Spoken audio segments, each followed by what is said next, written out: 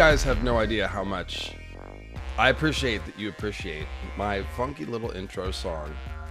Everybody who says something nice about it, it's like the nicest comment you can leave. So I appreciate y'all. Appreciate y'all. Yes, we're here to talk about the Hound today.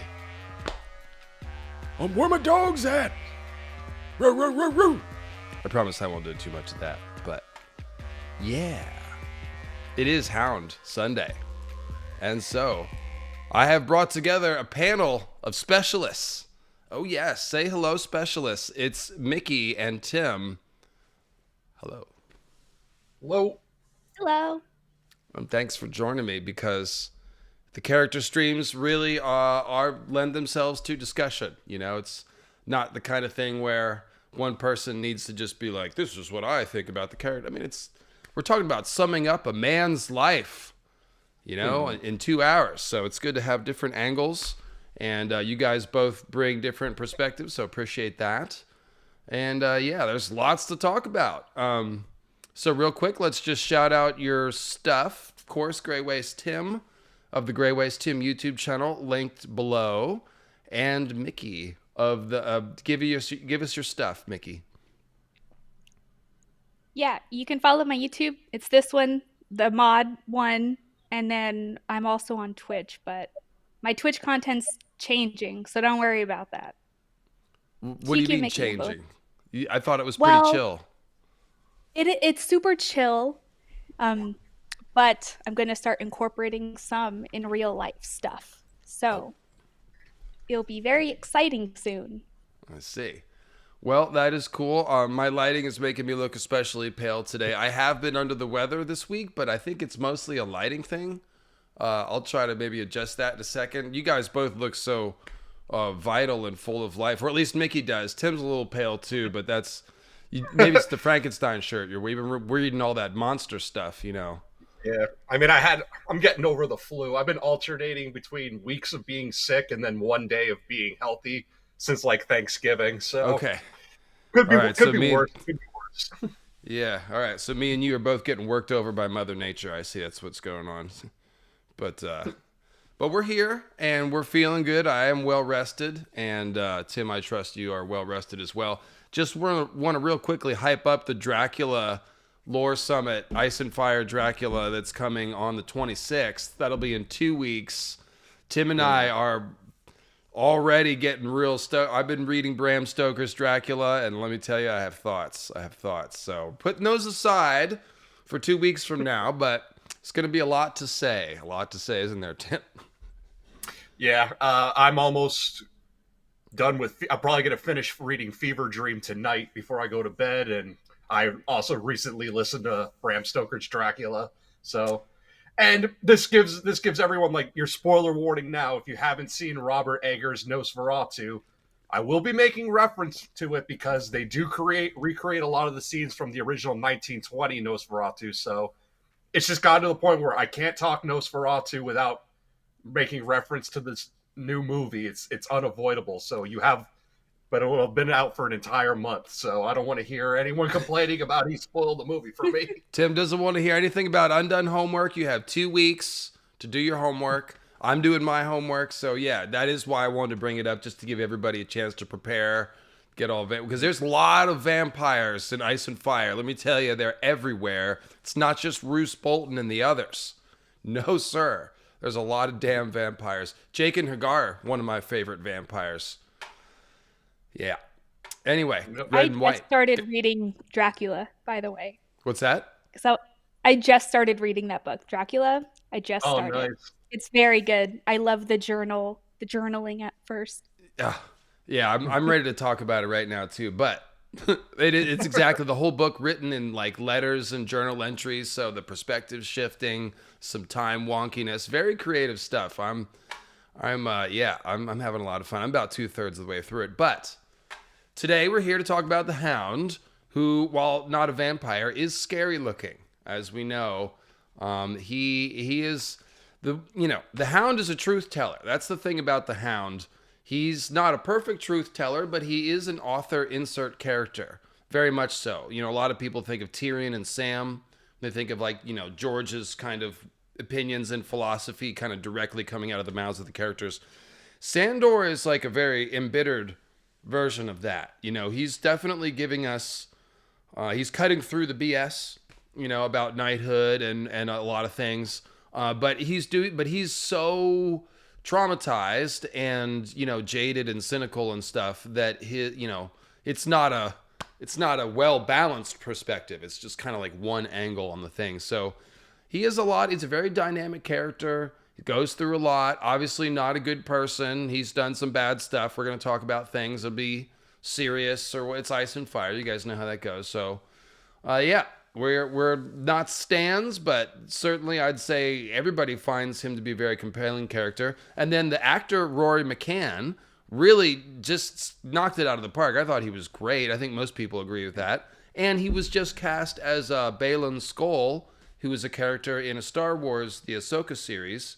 A very cool character. The original actor passed on tragically after the first season, and he was a really strong role on the show. And so everyone was like, oh, what are they going to do now? They've written this new character into the show. And so it's going to be Rory McCann on season 2 of Ahsoka. So that's cool. Just got announced last week.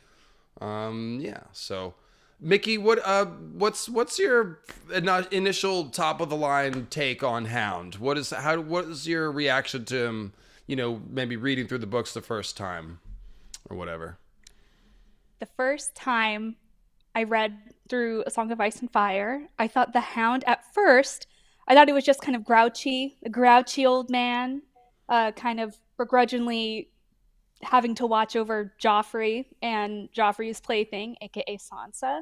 But after I started thinking about the things he was saying, because of course he doesn't have a POV, we see him through Sansa's eyes, we see him through Arya's eyes, I realized that he's a lot more nuanced. The things he does, he's a lot more complicated. He's not just a 2D kind of side character.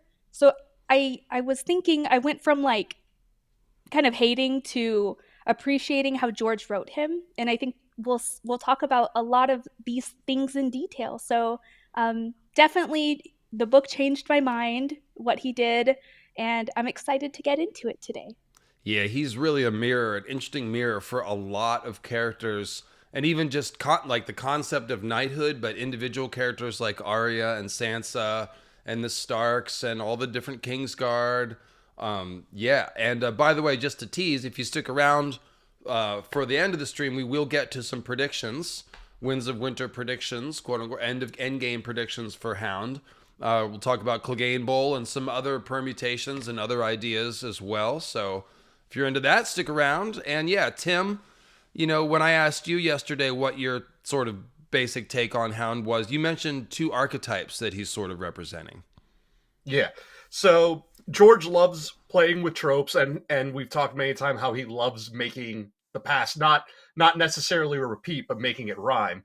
But there's 2 archetypes that the Hound represents, and that is someone who technically is not a knight, but encompasses the virtues and values of what a knight should be. Now, with the Hound, with Sandor Clegane, there's a bit of there's shades of gray on that, but for the most part, like, he is not a knight. He has never been officially knighted, but he is more virtuous and more of a protector, the way that the Knights of the Kingsguard are supposed to be, but are currently not because of the rot that is set into the Kingsguard in Robert Baratheon's reign, and probably the rot that's set into the Kingsguard that's been in the making just for decades, as the Kingsguard has gone from being what it was when Visenya envisioned it back for Aegon the Conqueror, and has become more politicized, like we could see in like House of the Dragon before Kristen Cole was named.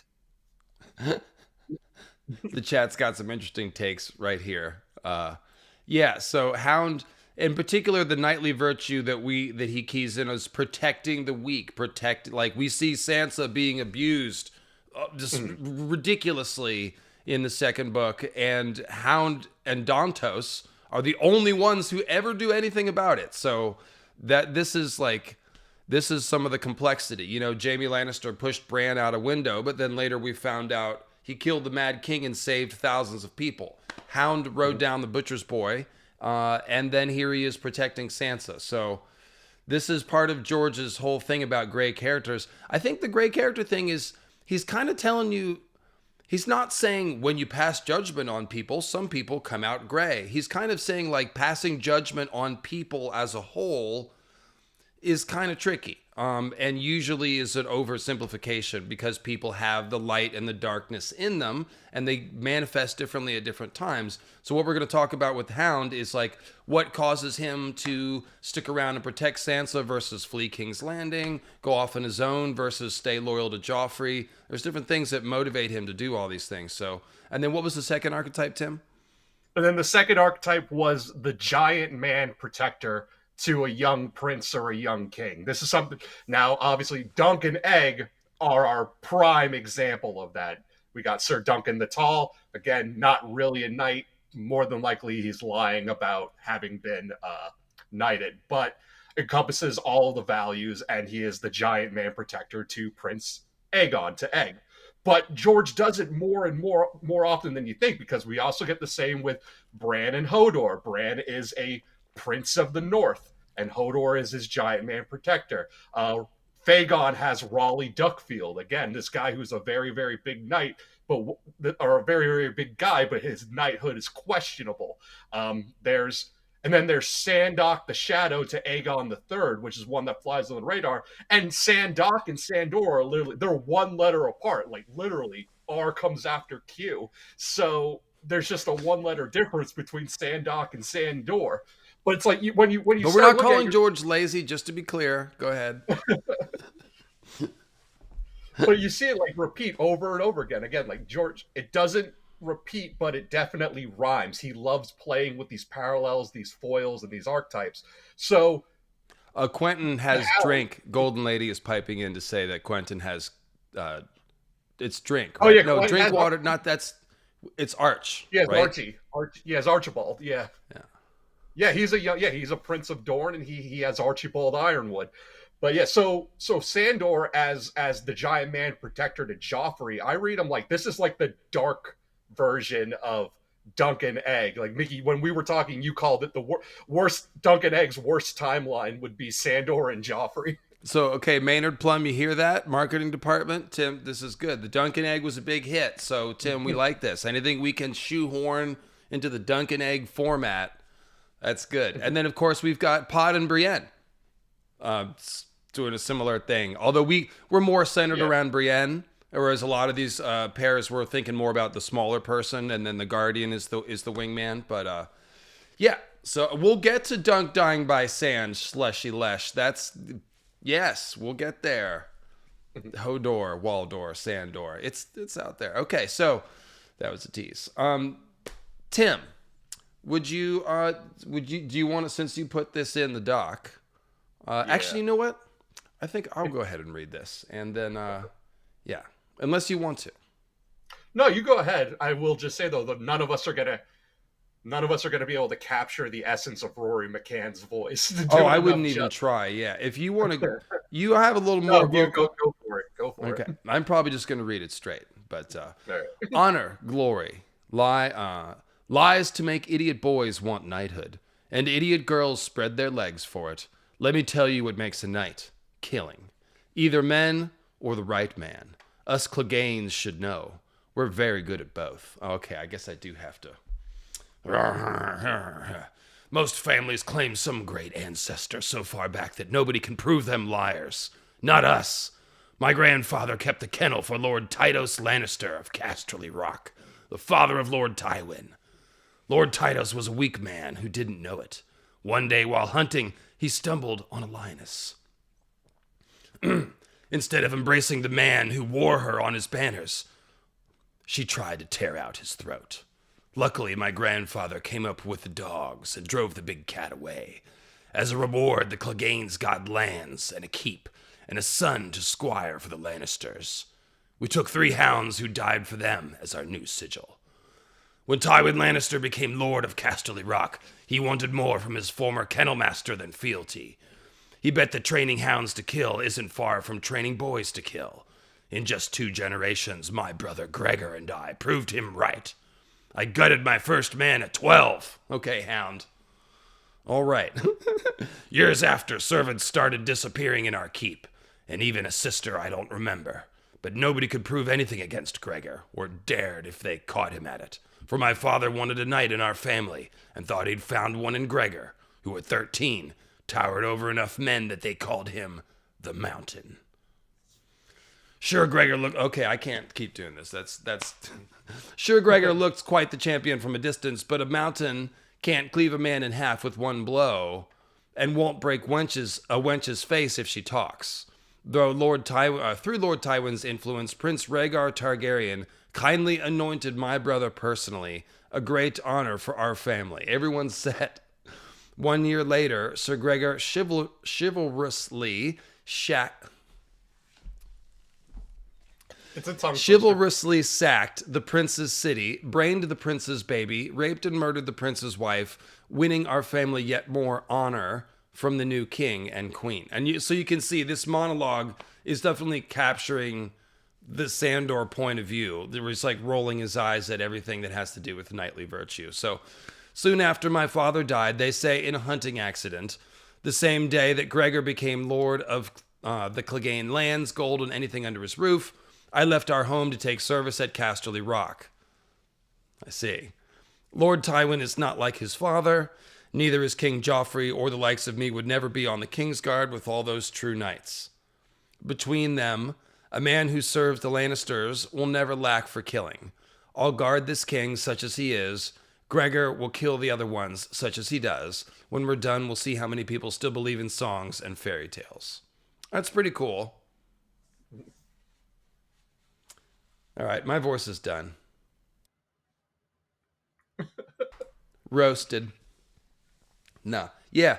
Yes, the backstory is indeed implying that. And since we brought up, let's go ahead and flip forward to the book version of some of those events. This is a lot more direct. Okay. Mickey, why don't you run narrator and Sansa, and Tim, why don't you do Hound here? And we'll run through this little scene. Sound good? Yeah, sounds great. Take it away. All right, I'll go. The left side of his face was a ruin. His ear had been burned away. There was nothing left but a hole. His eyes was still good, but all around it was a twisted mass of scar. Slick black flesh, hard as leather, pocketed with craters and fissured by deep cracks that gleamed red and wet when he moved. Down by his jaw, you could see a hint of bone where the flesh had been seared away. Sansa began to cry. He let go of her then and snuffed out the torch in the dirt. No pretty words for that girl. No little compliment the Septa taught you. When there was no answer, he continued, most of them, they think it was some battle. A siege, a burning tower, an enemy with a torch. One fool asked if it was dragon's breath. His laugh was softer this time, but just as bitter. I'll tell you what it was, girl, he said, a voice from the night, a shadow leaning so close now that she could smell the sour stench of wine on his breath. I was younger than you, 6, maybe 7. A woodcarver set up shop in the village under my father's keep, and to buy favor he sent us gifts. The old man made marvelous toys. I don't remember what I got, but it was Gregor's gift I wanted. A wooden knight, all painted up, every joint pegged separate and fixed with strings so you could make him fight. Gregor is 5 years older than me. The toy was nothing to him. He was already a squire, near 6 foot tall and muscled like an ox. So I took his knight, but there was no joy to it, I tell you. I was scared all the while, and true enough, he found me. There was a brazier in the room. Gregor never said a word, just picked me up under his arm and shoved the side of my face down in the burning coals and held me there while I screamed and screamed. You saw how strong he is. Even then, it took 3 grown men to drag him off me. The Septons preach about the 7 hells. What do they know? Only a man who's been burned knows what hell is truly like. My father told everyone my bedding had caught fire, and our maesters gave me ointments. Ointments! Gregor got his ointments too. 4 years later, they anointed him with the 7 oils, and he recited his knightly vows. And Rhaegar Targaryen tapped him on the shoulder and said, "Arise, Sir Gregor." The rasping voice trailed off. He squatted silently before her, a hulking black shape shrouded in the night, hidden from her eyes. Sansa could hear his ragged breathing. She was sad for him, she realized. Somehow, the fear had gone away. The silence went on, so long as she began to grow afraid once more. But she was afraid for him now, not for herself. She found his massive shoulder with her hand. He was no true knight, she whispered to him. The hound threw back his threw back his head and roared. Sansa stumbled back away from him, but he caught her arm. "No," he growled at her. "No, little bird. He was no true knight." Yeah. So that's awful, obviously. And yeah, I wasn't cutting in to say anything important. I was just trying to direct traffic. Yeah. Okay. So that's horrific. That's a child, 7 years old. And it's just one of those things where you have to think about how trauma works. When something like that happens at a certain age, it locks certain things into the personality. They're embedded into the sort of structure, the framework. So like we see later Sandor talking about how he doesn't need anyone as long as he has his sword. You know, he basically thinks, he's like, nobody protected me when I needed it. So the idea of people protecting others is BS. The idea of people doing anything, and you see how much BS this act was covered over. Oh, they lied about it, and then they anointed him, and everyone's, oh, what an honor. So it's just like, this is the root of his lack of belief in anything. You know, this is where it comes from. It's pretty easy to understand. There's a lot of arrested development. A lot, yes. Take Mickey, your take, and then Tim. Yeah. So I think it's really telling that all Sandor wanted was a toy knight, something his brother didn't care about. And yet he became the knight and not Sandor. Sandor was punished for wanting to play with a knight. So it seems a little obvious, I guess, but it is really important to set that framework for him, because to him, I think at that moment, I mean, he saw knighthood positively. He wanted to play that game, right? To play with the knight.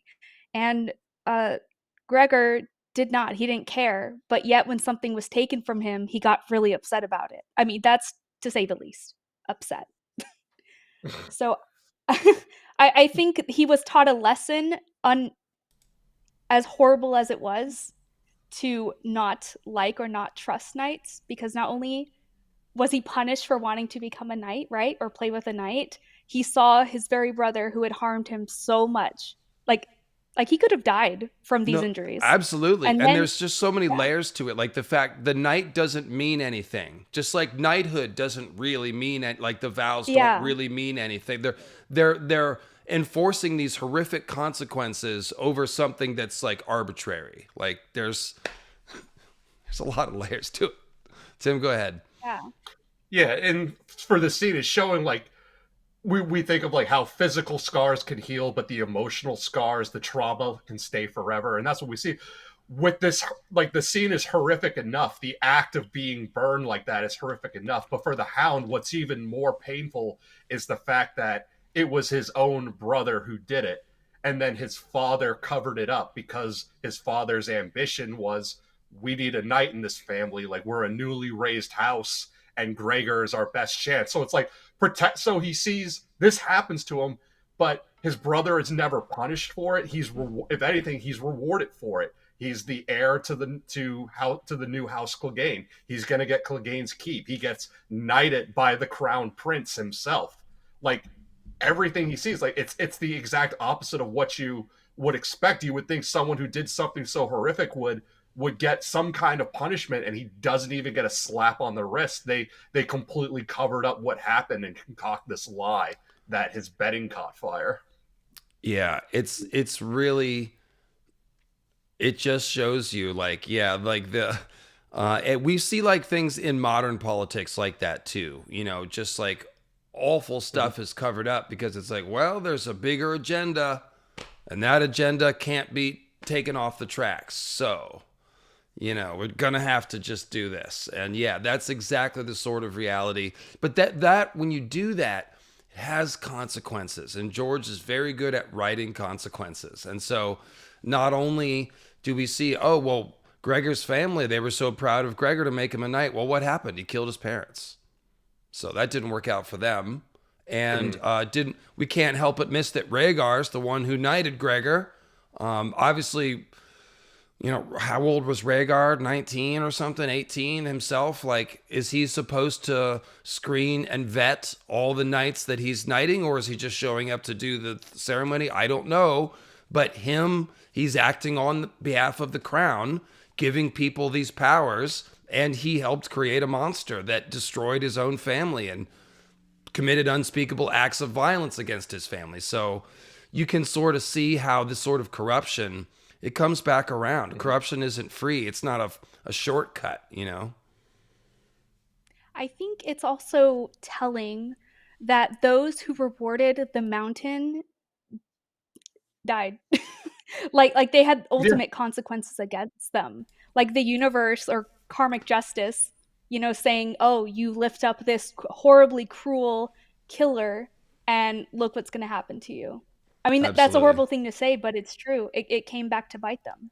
Well, even Tywin, you know, who has been using Gregor's violence as a weapon for years and years. It's like ultimately that violence was visited upon him. The whole reason why people are gunning for House Lannister the way they are is because of Tywin's cruel. I won't make this a Tywin stream, but yeah, George writes consequences. He doesn't moralize at us, but he shows us what happens when you do stuff. So that's, you know, yeah. And so this leads directly into, you know, the Sandor's relationship with Sansa is multifaceted, but I think the center of it is that Sandor sees something of himself in Sansa when he sees her being abused and no one's protecting her. It's not hard to figure that out. He was abused. No one protected him. It was one incident of abuse, but the way that they covered up and continued to empower Gregor makes it an ongoing abusive situation. So it's very similar. And this is why as bitter as Sandor has made himself, as hard as he's made himself, he still can't help but break on the inside when he sees Sansa being abused. And this is where the whole relationship starts. It's true. I have a lot of quotes about it.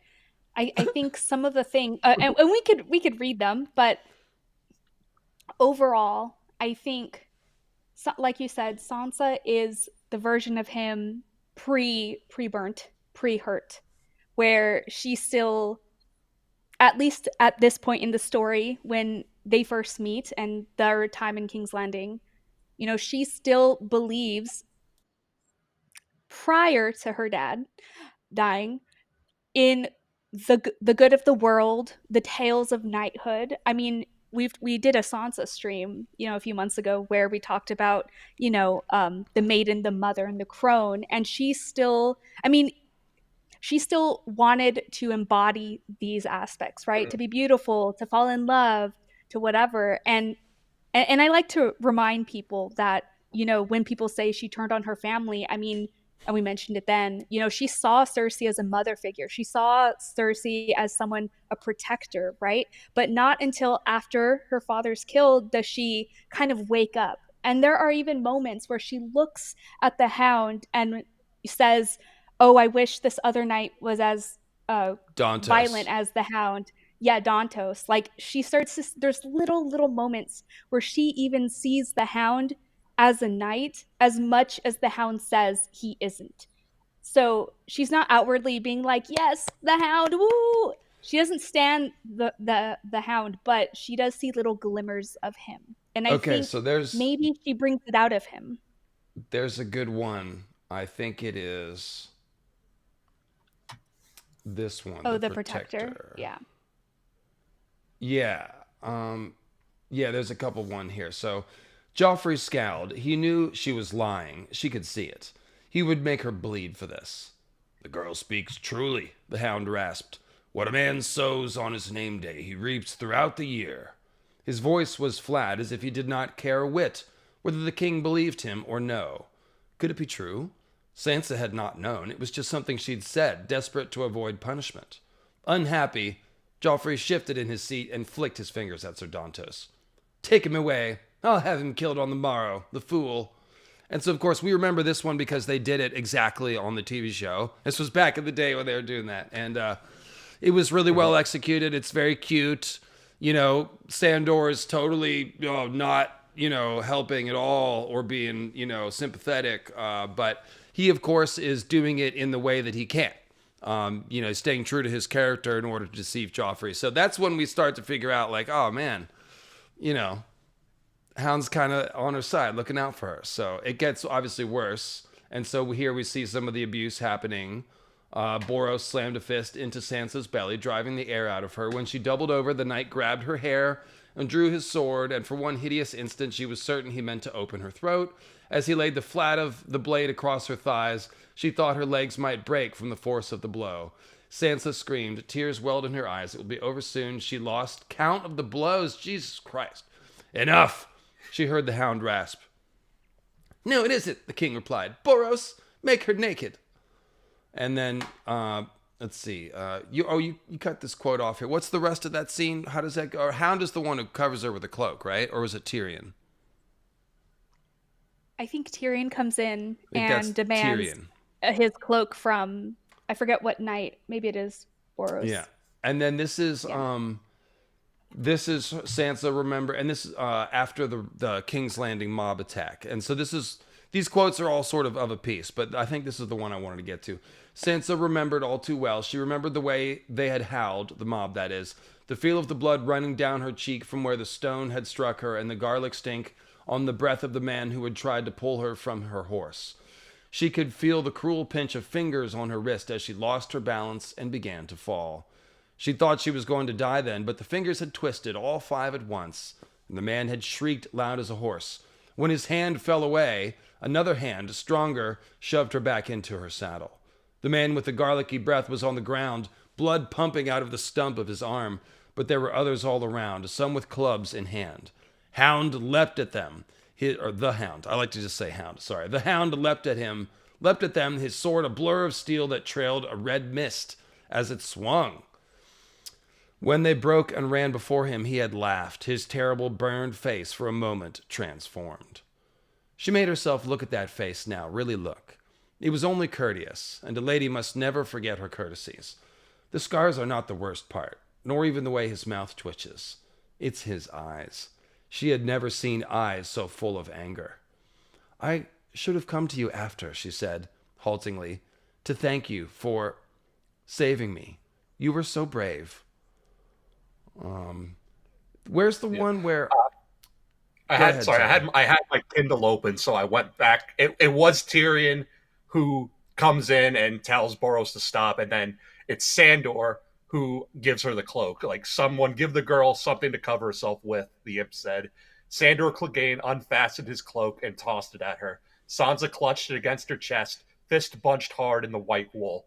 The coarse weave was scratchy against her skin, but no velvet had ever felt so fine. Okay, so it was Tyrion here. This is the bit, and I think this is from the same chapter that we were just reading. He was scaring her. True knights, my lord. Go ahead, Tim. Do this one with your Sandor. Starting with true knights. True knights, he mocked. And I'm no lord, no more than I'm a knight. Do I need to beat that into you? Clegane reeled and almost fell. Gods, he swore, too much wine. Do you like wine, little bird? True wine. A flagon of sour red, dark as blood, all a man needs, or a woman. He laughed, shook his head. Drunk as a dog, damn me. You come now, back to your cage, little bird. I'll take you there, keep you safe for the king. The hound gave her a push, oddly gentle, and followed her down the steps. By the time they reached the bottom, he had lapsed back into a brooding silence, as if he had forgotten she was there. When they reached Maegor's holdfast, she was alarmed to see that it was Sir Boros Blount who now held the bridge. His high white helm turned stiffly at the sound of their footsteps. Sansa flinched to get away from his gaze. Sir Boros was the worst of the Kingsguard, an ugly man with a foul temper, all scowls and jowls. That one is nothing to fear, girl. The Hound laid a heavy hand on her shoulder. Paint stripes on a toad. He does not become a tiger. And then, this part too. I'm honest. It's the world that's awful. Now fly away, little bird. I'm sick of you peeping at me. Wordless, she fled. She was afraid of Sandor Clegane, and yet some part of her wished that Sir Dantos had a little of the Hound's ferocity. There are gods, she told herself, and there are true knights too. All the stories can't be lies. That night, Sansa dreamed of the riot again. The mob surged around her, shrieking, a maddened beast with 1,000 faces. Everywhere she turned, she saw faces twisted into monstrous and human masks. She You can wept go ahead and told them actually. We don't need to read this. It starts transitioning into Sansa's moon blood dream and stuff. But the crux of this part is just that she's looking everywhere for her heroes and there's none there. And then who was it that actually saved her? It was the Hound. So it's just more of this running conversation of well, who really is the hero? What is a hero? And Sansa's, there are true knights, there are gods. So obviously Sansa and Sandor are having this running conversation about belief and cynicism. And in a way, Sandor thinks that he's protecting Sansa by telling her, look, there are no gods. There's nothing good. You need to get rid of these stupid dreams and delusions and beliefs that you have and adopt my philosophy because that's the only thing that will keep you safe because it's true. And I can protect you, by the way, with my sword. So he's sort of trying to help her make the same emotional journey that he has. Problem is, he's obviously a very broken person with Arrested Development, like we said. And what Sandor has been wanting is for someone to be like, are you okay? And to touch his cheek. And that's literally what happens in the climactic scene with Sandor and Sansa at the Battle of the Blackwater. She touches his cheek and feels that he's crying. And earlier we read one where she puts his hand on his shoulder. And it's like these small gestures that she does are so big because she's reaching out to him with concern. And no one has ever done that since he was 7 and got his face burned. No one has ever checked in on him. And I don't mean to belabor the point, but it's just that's why he breaks down. And that's why Sansa has a counterpoint to Hound's torrent of cynicism and you just gotta accept it. And she's like, actually no, goodness, watch, I'll show you. And she does it. And he's like, oh, it challenges him. Mm-hmm. Either one of you guys. Yeah, go ahead. Go for it. I was gonna say, so we were talking he probably sees something of Sansa in him, and it is that naivety. We got to give it to Sansa. She's 12 years old at this point. She's a girl who's never left her hometown, so of course she believes all the songs and all the stories, and she believes that the king should be a righteous man, and the queen has her best interests at heart, and that the knights of the Kingsguard are everything that they're made out to be in all the songs and stories. And Sandor recognizes that naivety of you're going to get a rude wake-up call. But at the same time, it's he wants to protect her. And there's this thing of someone who's been abused at a young age. And sometimes it's sometimes you grow up and you become the abuser because you want to make others feel the way you felt.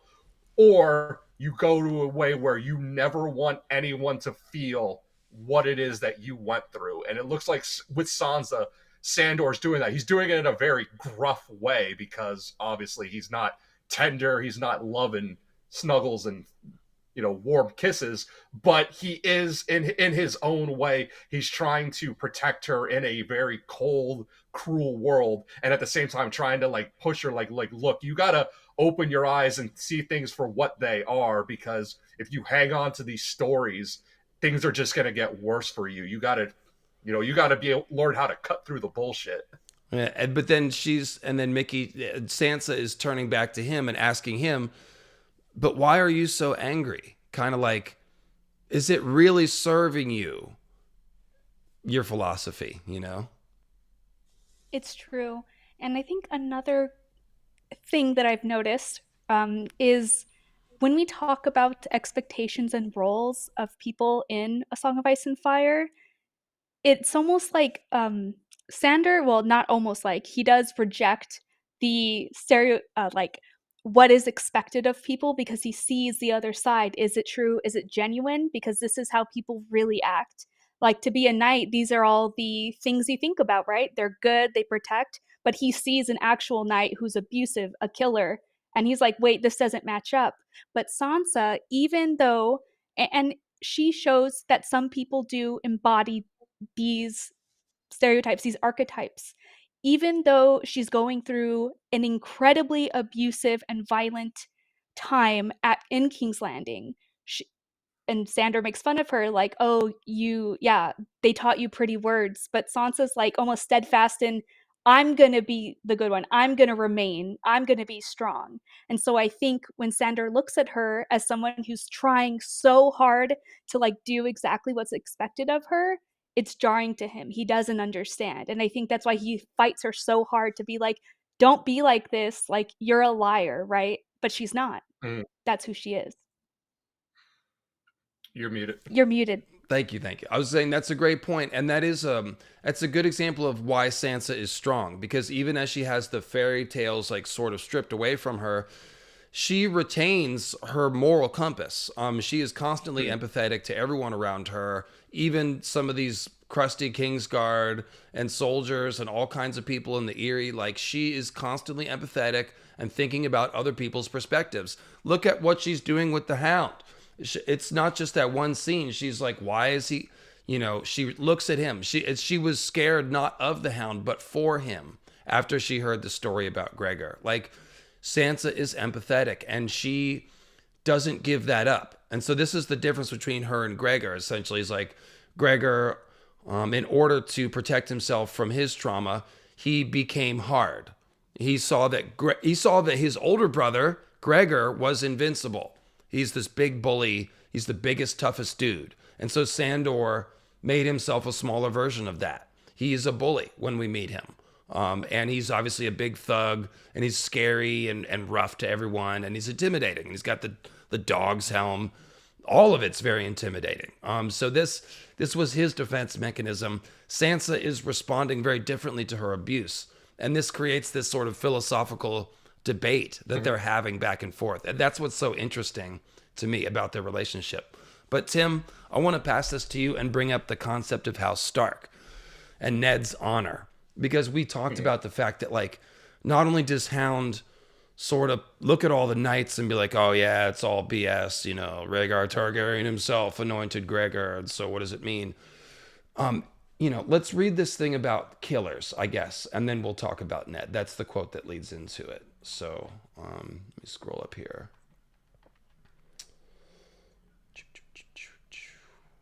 Knights are for killing. So let me give this back to you guys to read here. And so, Mickey, you do the narrator where it's around Sansa's speech, and then Tim will do the narrator around where it's Hound's speech. And I think that's the easiest way to do it. So just do your best at figuring out. There you go. Okay. But starting with you, go ahead. She hated the way he talked, always so harsh and angry. Does it give you joy to scare people? No, it gives me joy to kill people. His mouth twitched. Wrinkle up your face all you like, but spare me this false piety. You are a High Lord's get. Don't tell me Eddard Stark of Winterfell never killed a man. That was his duty. He never liked it. Is that what he told you? Clegane laughed again. Your father lied. Killing is the sweetest thing there is. He drew his longsword. Here's your truth. Your precious father found that out on Baelor's steps. Lord of Winterfell, Hand of the King, Warden of the North, the mighty Eddard Stark, of a line 8,000 years old. But Ilan Payne's blade went through his neck all the same, didn't it? Do you remember the dance he did when his head came off his shoulders? Sansa hugged herself, suddenly cold. Why are you always so hateful? I was thanking you. Just as if I was one of those true knights you love so well, yes. What do you think a knight is for, girl? You think it's all taking favors from ladies and looking fine in gold plate? Knights are for killing. He laid the edge of his long sword against her neck, just under her ear. Sansa could feel the sharpness of the steel. Killed my first man at 12. I've lost count of how many I've killed since then. High lords with old names, fat rich men dressed in velvet, knights puffed up like bladders with their honors. Yes, and women and children too. They're all meat, and I'm the butcher. Let them have their lands and their gods and their gold. Let them have their sirs. Sandor Clegane spat at her feet to show what he thought of that. So long as I have this, he said, lifting the sword from her throat, there's no man on earth I need fear. Except your brother, Sansa thought, but she had better sense than to say it aloud. He is a dog, just as he says. A half-wild, mean-tempered dog that bites any hand that tries to pet him, and yet will savage any man who tries to hurt his masters. And so how do you train a dog? Hopefully none of you know this, but like to train a dog for like a dog fighting ring, what do? You treat it mean from the beginning. That's like you make it a mean dog. And the way that you make it sort of obey you is by abuse and the tight control of food and stuff like that. Again, hope nobody's running dog kennels out there, but unfortunately I've heard some of the behind the scenes stories. I'm from Virginia and it's a problem in the South anyways. So this is a very accurate analogy here as far as Sandor and like a beaten dog that's just knows nothing to do but just growl and snap and bark. That's Sandor exactly. So yeah, and it's Sansa again. The perceptiveness of Sansa, seeing through this, she's like, he says something truly awful to her. Do you remember the little dance your father's body did after they chopped his head off? She kind of does. She goes cold, but she's still. She's like, "What's wrong with you, bro? Like, why would you say that? Why are you such an edgelord? Like, I was thanking you." And he's here with his sword at her throat, being all. It's like, bro, get a YouTube channel, you know.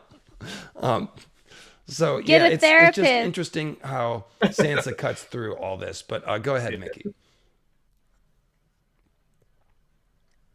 Oh, I said he should get a therapist. Oh, are we reading another one? No, I'm sorry. I thought you had something to say. I actually want to kick this to Tim and bring the conversation back around to Ned. That's what I was going to do.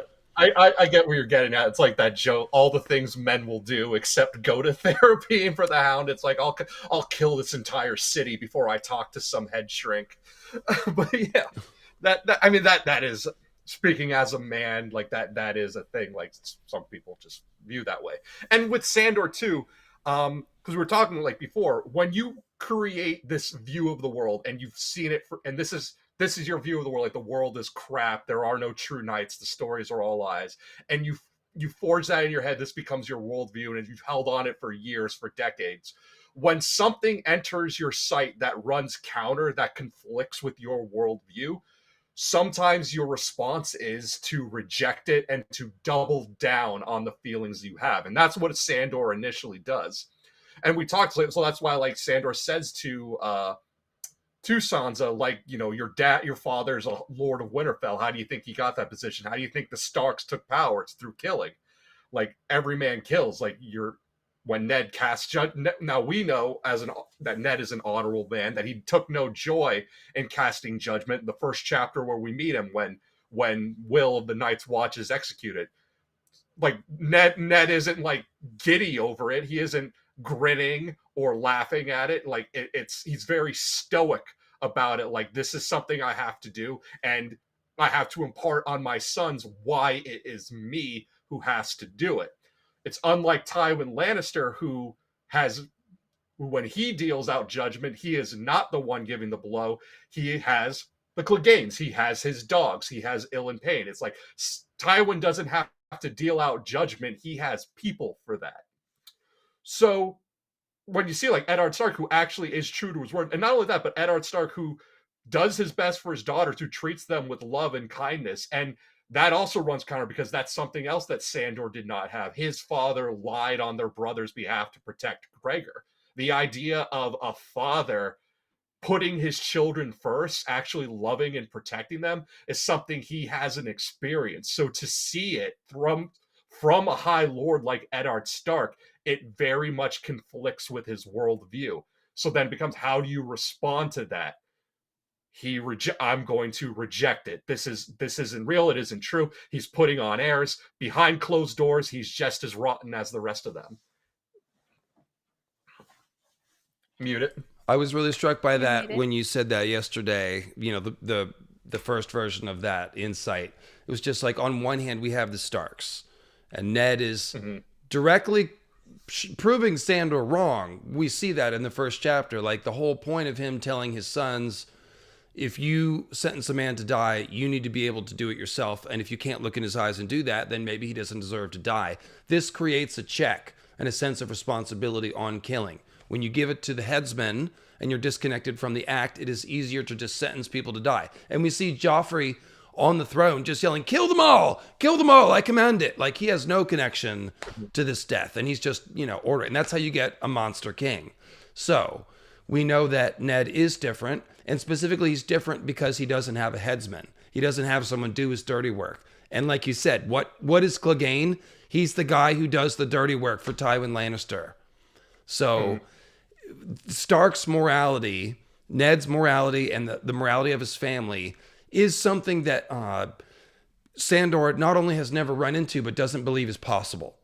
And so he has to reject it. And it is this incredible conflict, but it's also very compelling. It's something that puts him in check a little bit. And you see that he is drawn to the Starks in a certain way. So, yeah. Mickey, your thoughts on all that? I think he's drawn to the Starks, and because I think he realizes the closer you are to the consequences or the violence that you give, the more, not respectful, but the more, I would say respectful of that violence. It's very necessary. It's in the law. It is not for fun.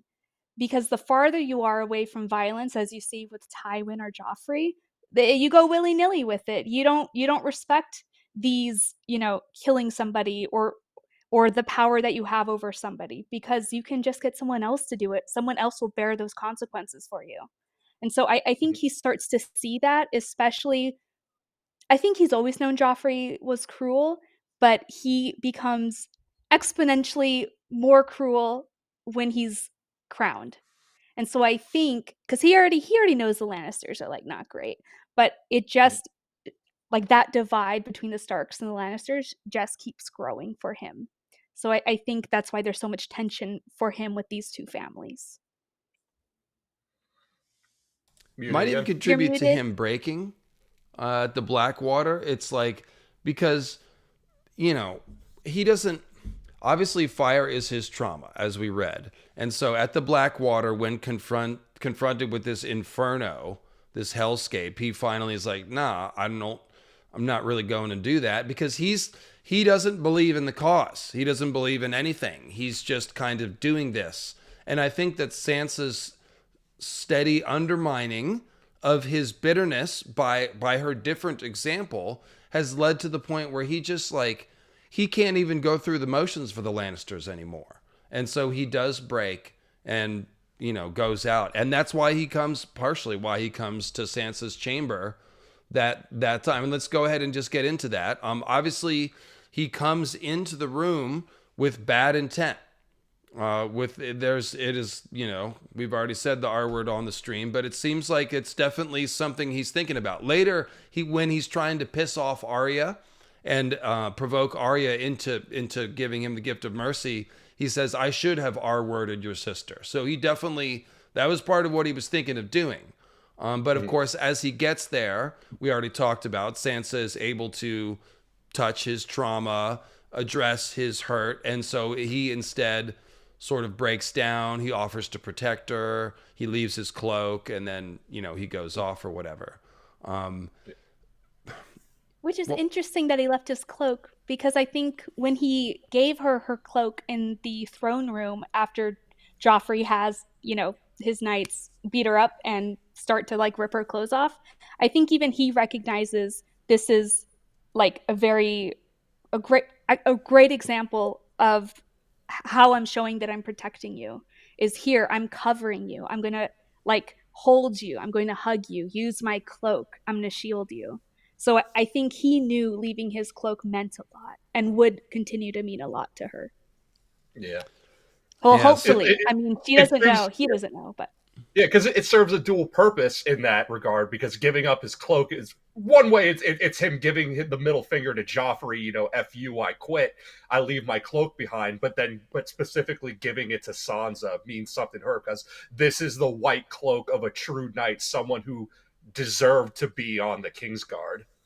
And another interesting thing I want to bring up too, before we go too far, is there's also a bit of hypocrisy in Sandor's way of thinking this, because he's thinking like, oh, all these High Lords get their way to be killing. But then in that intro we did, how does House Clegane get to where they are? It's not through killing. His grandfather saved Tytos Lannister, saved him from a mountain lion. It is a heroic act, not outright murder and killing, that gets the Cleganes the lands and the keep in the first place. But then it also says that they also get a son to squire. Who's that son? Well, if the grandfather is the one who's rewarded by Tytos, that son is more than likely his father. So the Hound's father was probably the son who squired for the Lannister, and so that would have meant that his father is the first Clegane that Tywin like really got his hooks in. And then that's when we see this complete 180. The grandfather does this heroic act of saving Tytos to get them to keep, but then it's their father who then becomes so committed to, we have to do what the Lannisters say, and we need Gregor Clegane. We need Gregor to keep everything that he has if we're going to continue to succeed and keep what we have. Yes, that's a great point, Tim. I hadn't thought about that, but you're right. It's funny how George exposes people's hypocrisy in subtle ways. Like he puts it there for us to find. Hound is very powerful and compelling with his diatribe, but it's like, yeah, you ponder it a little deeper. It's like, oh, how did you become knights? Not by killing, actually. It was, by defending and protecting. And this is something we were going to talk about with Hound's endgame. As far as like, well, is he going to retire on the Quiet Isle, and is that the thing he needs? Possibly if he doesn't go the way of giving up all violence, it could be that he changes his philosophy from, men are meat and I'm the butcher, to karate for defense only, as Mr. Miyagi says.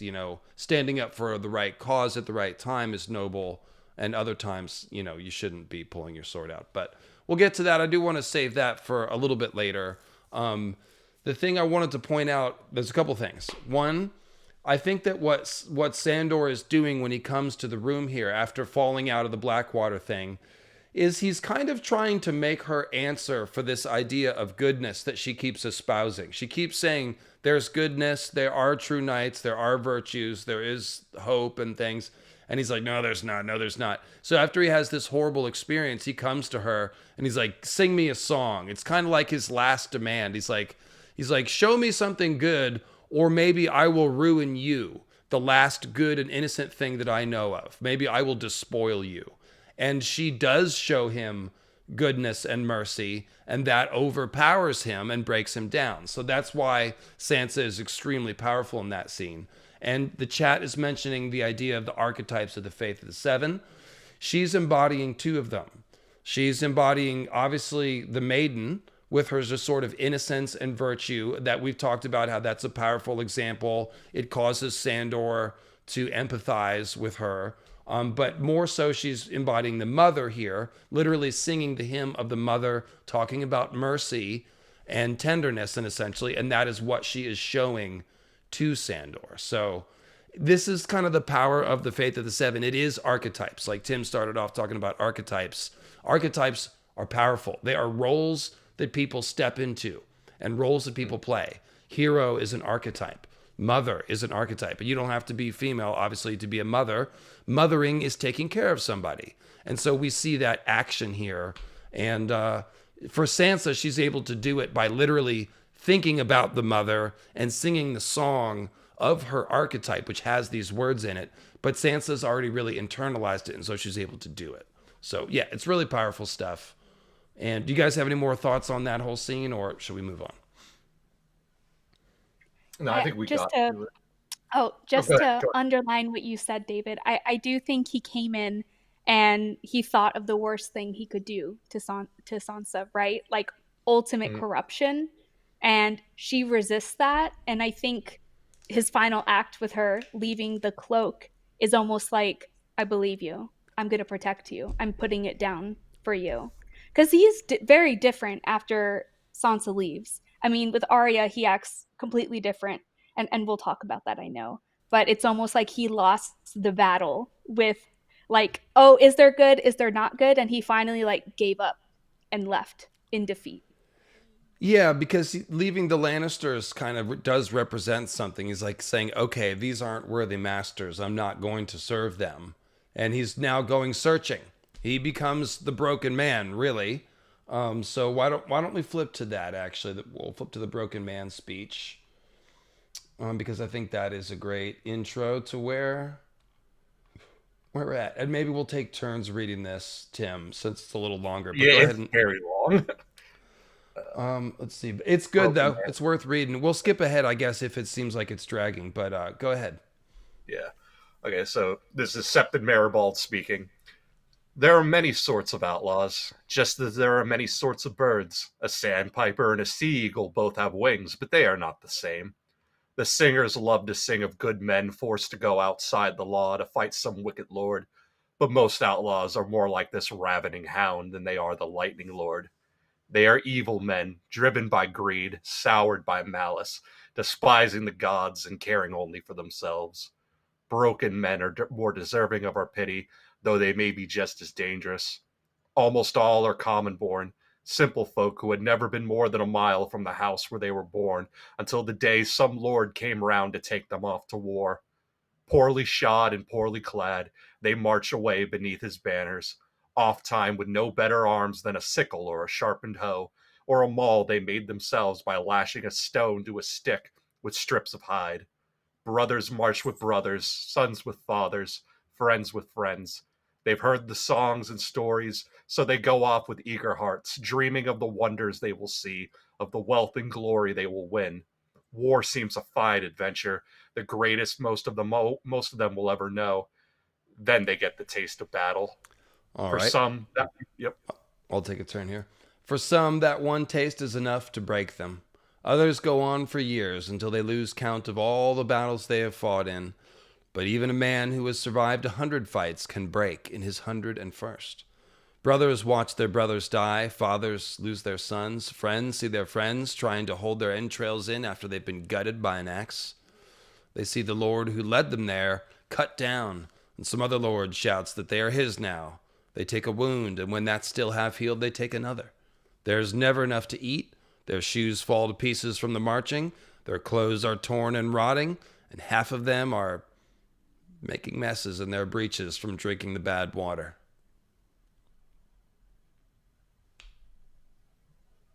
Go ahead. Tim? Oh, back to me. Oh, if they want new boots or a warmer cloak or maybe a rusted iron half helm, they need to take them from a corpse, and before long they are stealing from the living too, from the small folk whose lands they're fighting in. Men very like the men they used to be. They slaughter their sheep and steal their chickens, and from there it's just a short step to carrying off their daughters too. And one day they look around and realize all their friends and kin are gone, that they are fighting beside strangers beneath a banner that they hardly recognize. They don't know where they are or how to get back home, and the Lord they're fighting for does not know their name. Yet here he comes, shouting for them to form up, to make a line with their spears and scythes and sharpened hoes, to stand their ground. And the knights come down on them, faceless men clad all in steel, and the iron thunder of that charge seems to fill the world. And the man breaks. He turns and runs, or crawls off afterward over the corpses of the slain, or steals away in the black of night and finds some place to hide. All thought of home is gone by then, and kings and lords and gods mean less to him than a haunch of spoiled meat that will let him live another day, or a skin of bad wine that might drown his fear for a few hours. The broken man lives from day to day, from meal to meal, more beast than man. Lady Brienne is not wrong. In times like these, the traveler must beware of broken men and fear them, but he should pity them as well. When Maribald was finished, a profound silence fell upon their little band. Brienne could hear the wind rustling through a clump of pussy willows, and farther off the faint cry of a loon. She could hear the dog. That's right. The dog's name is Dog. She could hear Dog panting softly as he loped along beside the Septon and his donkey, tongue lolling from his mouth. The quiet stretched and stretched until finally she said, "How old were you when they marched you off to war?" Why, no older than your boy, Maribald replied. Too young for such, in truth, but my brothers were all going, and I would not be left behind. William said I could be his squire, though Will was no knight, only a pot boy armed with a kitchen knife he'd stolen from the inn. He died upon the stepstones and never struck a blow. It was fever did for him, and for my brother Robin. Owen died from a mace that split his head apart, and his friend John Pox was hanged for rape. The War of the Ninepenny Kings? Asked Hyle Hunt. So they called it, though I never saw a king nor earned a penny. It was a war, though, that it was. So here you can see this is a well-known passage, obviously. This is incredible writing by George Martin. And even just listening to this, I think about the homeless people I see on the street out here in California. A lot of them are veterans. A lot of them are just chewed up by society and are living day to day and hour to hour just looking for a meal, reduced to the most primal instincts by circumstance and by choice and various other things. And like, it's incredibly sad. There's really nothing more heartbreaking than seeing a person who's fallen through the cracks of society. And that's what George is putting his finger on here. Like I said, there's such a high percentage of homeless people that are veterans. So it really is a very close analogy to these broken men here. But obviously these characters are all over A Song of Ice and Fire. A Feast for Crows is well known for highlighting this aspect of it. You know, George does give us the glorious charge, and we are mostly in the POV of the lords who are giving the orders to form up and things like that. But this speech is really just pulling the curtain back on like all the little people, all the lives that are ground. I mean, you see how unprepared these boys were. He's like, oh, he said I could be his squire, but he was just a pot boy with a kitchen knife, and he died before striking a blow of the fever, and so did his brother. And my other brother got his head blown out by a mace. Like, none of these people were trained in the castle yard. You remember how John is whooping up at Castle Black because all these other kids don't know, like, even less prepared than the kids John is whooping up on. They're being sent out to war at the Ninepenny Kings. Like, these lives are being wasted. They didn't make that shield wall any stronger. They should have stayed home and kept farming. You know what I mean? Like, so this is the great tragedy of war that George is showing us. And I think a lot of this has to do with Sandor. He's a little bit more highborn, but being a second son and being essentially having to leave his house when Gregor took over, there's a lot in common here. You know, his breaking happened earlier, but essentially this is what we see at the Battle of the Blackwater. Sandor's breaking at the Battle of the Blackwater is almost like the second half of the break that started when he was a child. So he sort of morphs into this character of the broken man when he's wandering around with Arya. He's doing exactly that. He's robbing people. He's like sort of wandering around trying to figure out what he even believes in. And yeah, Mickey, your thoughts? It's funny when you were both reading this passage, I was thinking of Brienne and the Hound and how they're parallels of each other, but almost like Brienne, like Sansa, is steadfast in her beliefs, and the Hound was so steadfast in his beliefs. It's almost like the dark version of Brienne a little bit, but I think the Hound will eventually come back like Brienne. And you are right; these broken men are forgotten by society and tend to be just left to their own they have to figure it out for themselves. And Brienne is someone who, because of her circumstances, she's a woman, she isn't a true knight. I mean, she's constantly fighting for her life and fighting to kind of prove, no, this is what a knight should be. And I know we don't have these sample chapters. I think the Hound will have a similar journey. I think he will start to fight for that.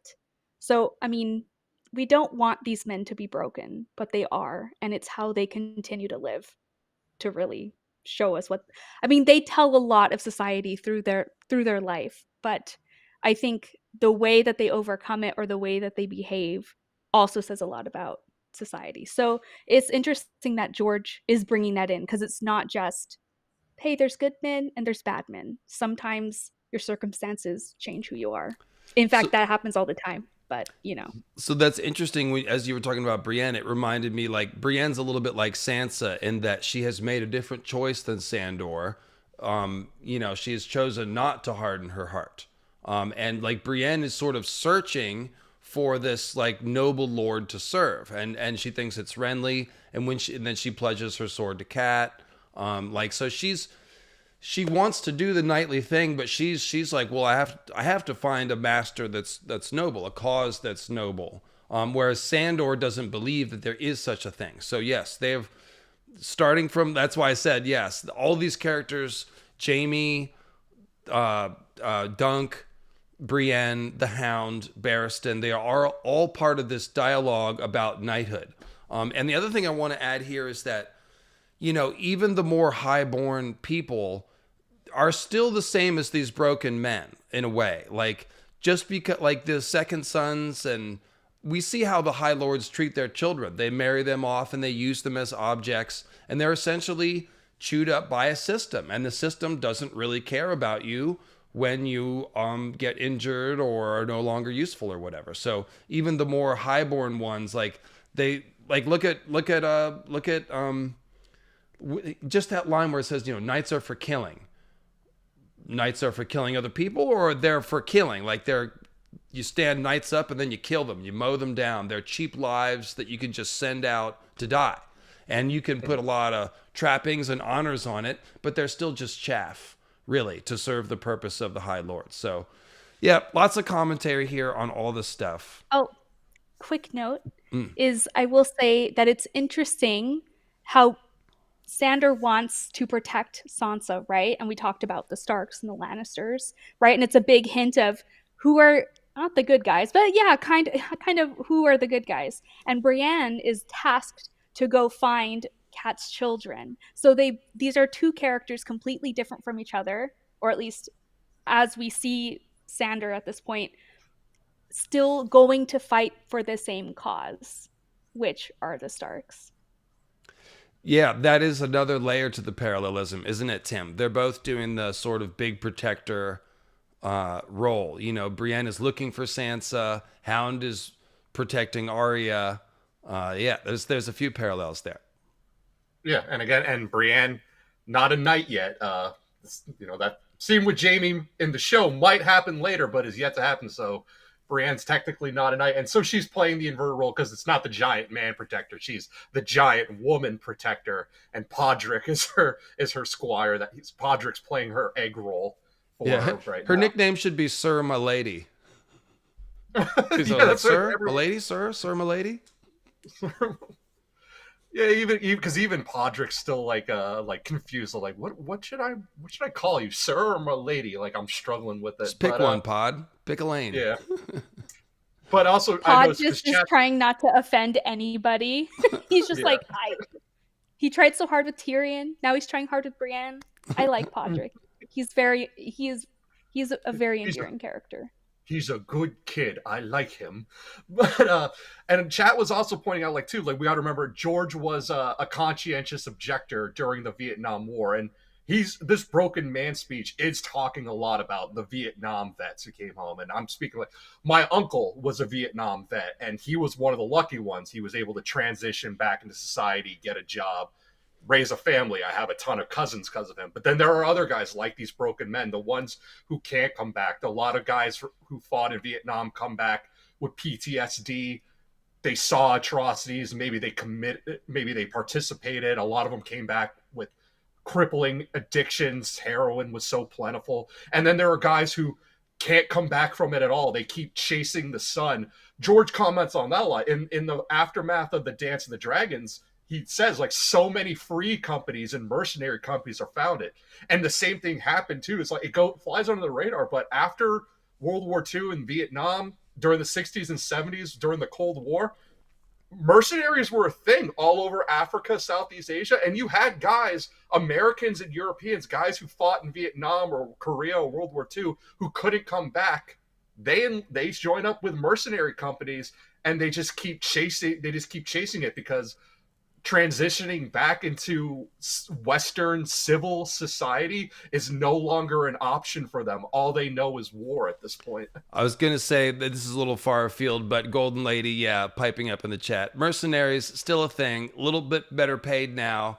But yes, obviously there's a whole, it's a whole thing that we could talk about with Blackwater and the Middle East and the Gulf War and stuff like that. But let's leave the point as made. That as far as the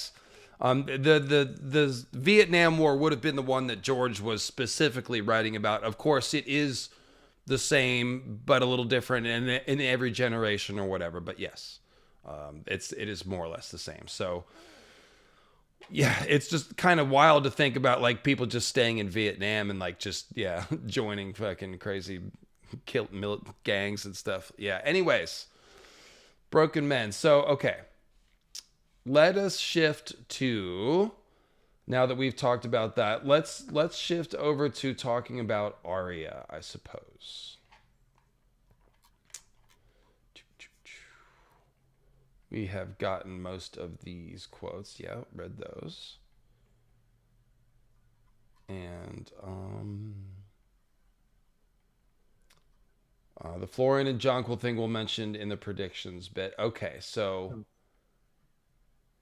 let's just talk about Arya for a second. I have a couple of meta thoughts that I want to lead into this conversation.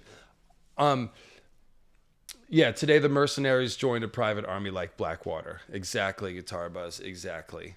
They get, like I said, they get paid a little better, but definitely the atrocities are still part of it. So with Arya and the Hound, it occurs to me that the Hound is kind of showing Arya and us, the reader, where Arya's path can go if she holds on to the idea of revenge and hatred. We've just talked about how Sansa and Brienne are making these different choices.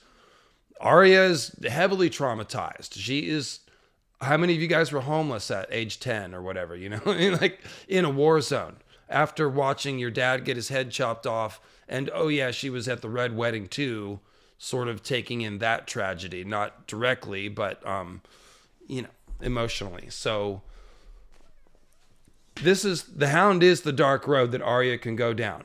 And so there's a different kind of mentoring that's happening with Arya and Sandor. And I want to ask you guys how you would characterize it, but I'm thinking of the way that Hound was trying to show Sansa, like, you'll be safer if you accept that there are no good things.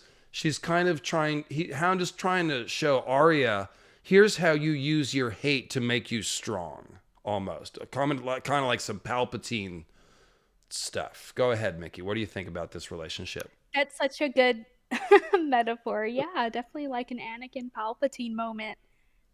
I think the Hound sees Arya as a possible mini-me, because he was that small, right, at one time, and she's filled with this rage and this hate. And I'm assuming, but I would say that he also was filled with the same rage and hate at society, at his father, at his brother, around the same time, if not a little younger, right? And Arya starts this journey at like 7. So they're very similar. And while I do think for a little bit the Hound kind of loses the plot and is like, no, this is how you use your anger, the hatred, the right way, I'm hoping he comes around and wants to be maybe a cautionary tale at some point. And I think towards his end, right, with her, he does kind of get to that, he starts saying, look, you're going to end up like me. Like, don't do it. I can't remember if there's any of that in the books or if that's really more of a show thing. The show, right? I know, I don't recall. I did like their portrayal in the show. I just don't remember what their end chapter said other than him wanting a mercy killing. And she's just like, no. It's kind of like Arya is sitting there deciding if she hates him and wants to kill him or hates him and wants to be like him. So it's kind of a mess. Yeah. Tim, what's your thought on that? So earlier I had said like Sandor and Joffrey is like Dunk and Egg worst timeline, but with Arya that becomes Sandor's true Dunk and Egg moment. That the banter between them, like you can envision when Sandor has to deal with Arya, him one day saying "clout in the ear." Like she's because she's precocious like that. She's the girl version of Egg, and she'll pipe up and say what's on her mind. So it makes for like some great banter between them. And yeah, at the end when he is begging for the mercy kill, especially too when he says like I should have, R word at Sansa, I should have despoiled her. But she can tell he's lying. Like she can tell, and I think that's one of the reasons why she spares him is because she can tell deep down like he doesn't mean it. He's only saying that he just wants me to kill him. So let's go ahead and read this scene here. I've got a couple of bits from. This is actually the last Hound and Arya chapter, and it has a lot of sort of summing up of their relationship. So, one day in an earthen hollow made by the roots of a fallen oak, they came face to face with another survivor of the twins. The badge on his breast showed a pink maiden dancing in a swirl of silk, and he told them that he was Sir Mark Piper's man, a bowman, though he'd lost his bow. His left shoulder was all twisted and swollen where it met his arm. A blow from a mace, he said. It had broken his shoulder and smashed his chainmail deep into his flesh. A Northman it was, he wept. His badge was a bloody man, and he saw a mine and made a jape, red man and pink maiden. Maybe they should get together. I drank to his Lord Bolton, he drank to Sir Mark, and we drank together to Lord Edmure and Lady Rosalind and the King in the North, and then he killed me.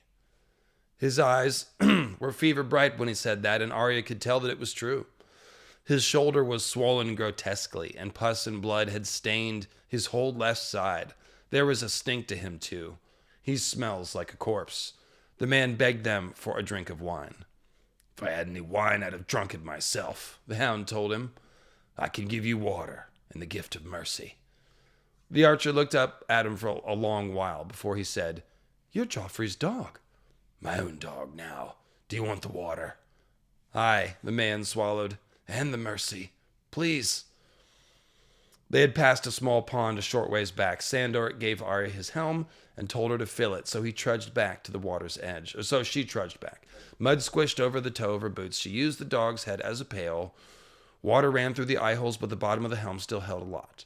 When she came back, the archer turned his face up, and she poured the water into his mouth. He gulped it down as fast as she could pour, and what he couldn't gulp ran down his cheeks into the brown blood that crusted his whiskers until pale pink tears dangled from his beard. When the water was gone, he clutched the helm and licked the steel. Good, he said. I wish it was wine, though. I wanted wine. Me too. The hound eased his dagger into the man's chest almost tenderly, the weight of his body driving the point through his surcoat, ringmail, and the quilting beneath. As he slid the blade back out and wiped it on the dead man, he looked at Arya. That's where the heart is, girl. That's how you kill a man. That's one way, she thinks to herself, which is pretty funny. Will we bury him? Why, said Sandor, he don't care, and we've got no spade. Leave him for the wolves and wild dogs. Your brother's and mine. He gave her a hard look. First we rob him, though. So, that is I was wrong. That's not from his last chapter. This is mirrored in the final scene with the whole, like, do you remember where the heart is or whatever? So this is where he shows Arya where the heart is. And so if you think about Arya's Faceless Man training, this is almost like part of it. Like she's learning from a different killer. And he is a Faceless Man too, I guess, because Maribald used that. phrase, the faceless men, is, a bunch of faceless men charging down on you in armor. The idea of, like, a knight in armor doesn't have a face. Well, that's the whole point. When Hound puts on his helm, he becomes the dog. He's transformed, and he becomes this killer. So here we see, even before Arya gets to Jake and Hagar at Harrenhal or the faceless men in Braavos, she's being trained how to kill by a killer.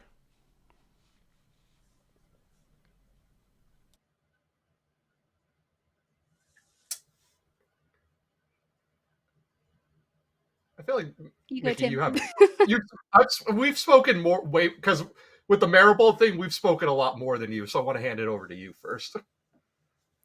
Okay. So I think in Sandor's case, because you're right, Arya learns to kill from a multitude of people, and that's a whole other discussion. I think this gives Sandor another role. I wouldn't say he's doing his best work, or it's even a role he should be filling, but he is kind of becoming her trainer, her role model, right? And for however you think that that's going, he does. It's another facet of what we see the Hound in.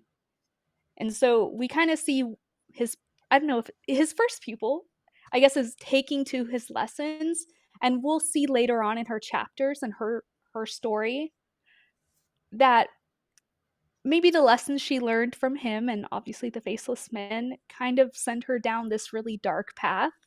And so I think it is almost like the beliefs that the Hound has, she takes them to heart, while Sansa does the exact opposite.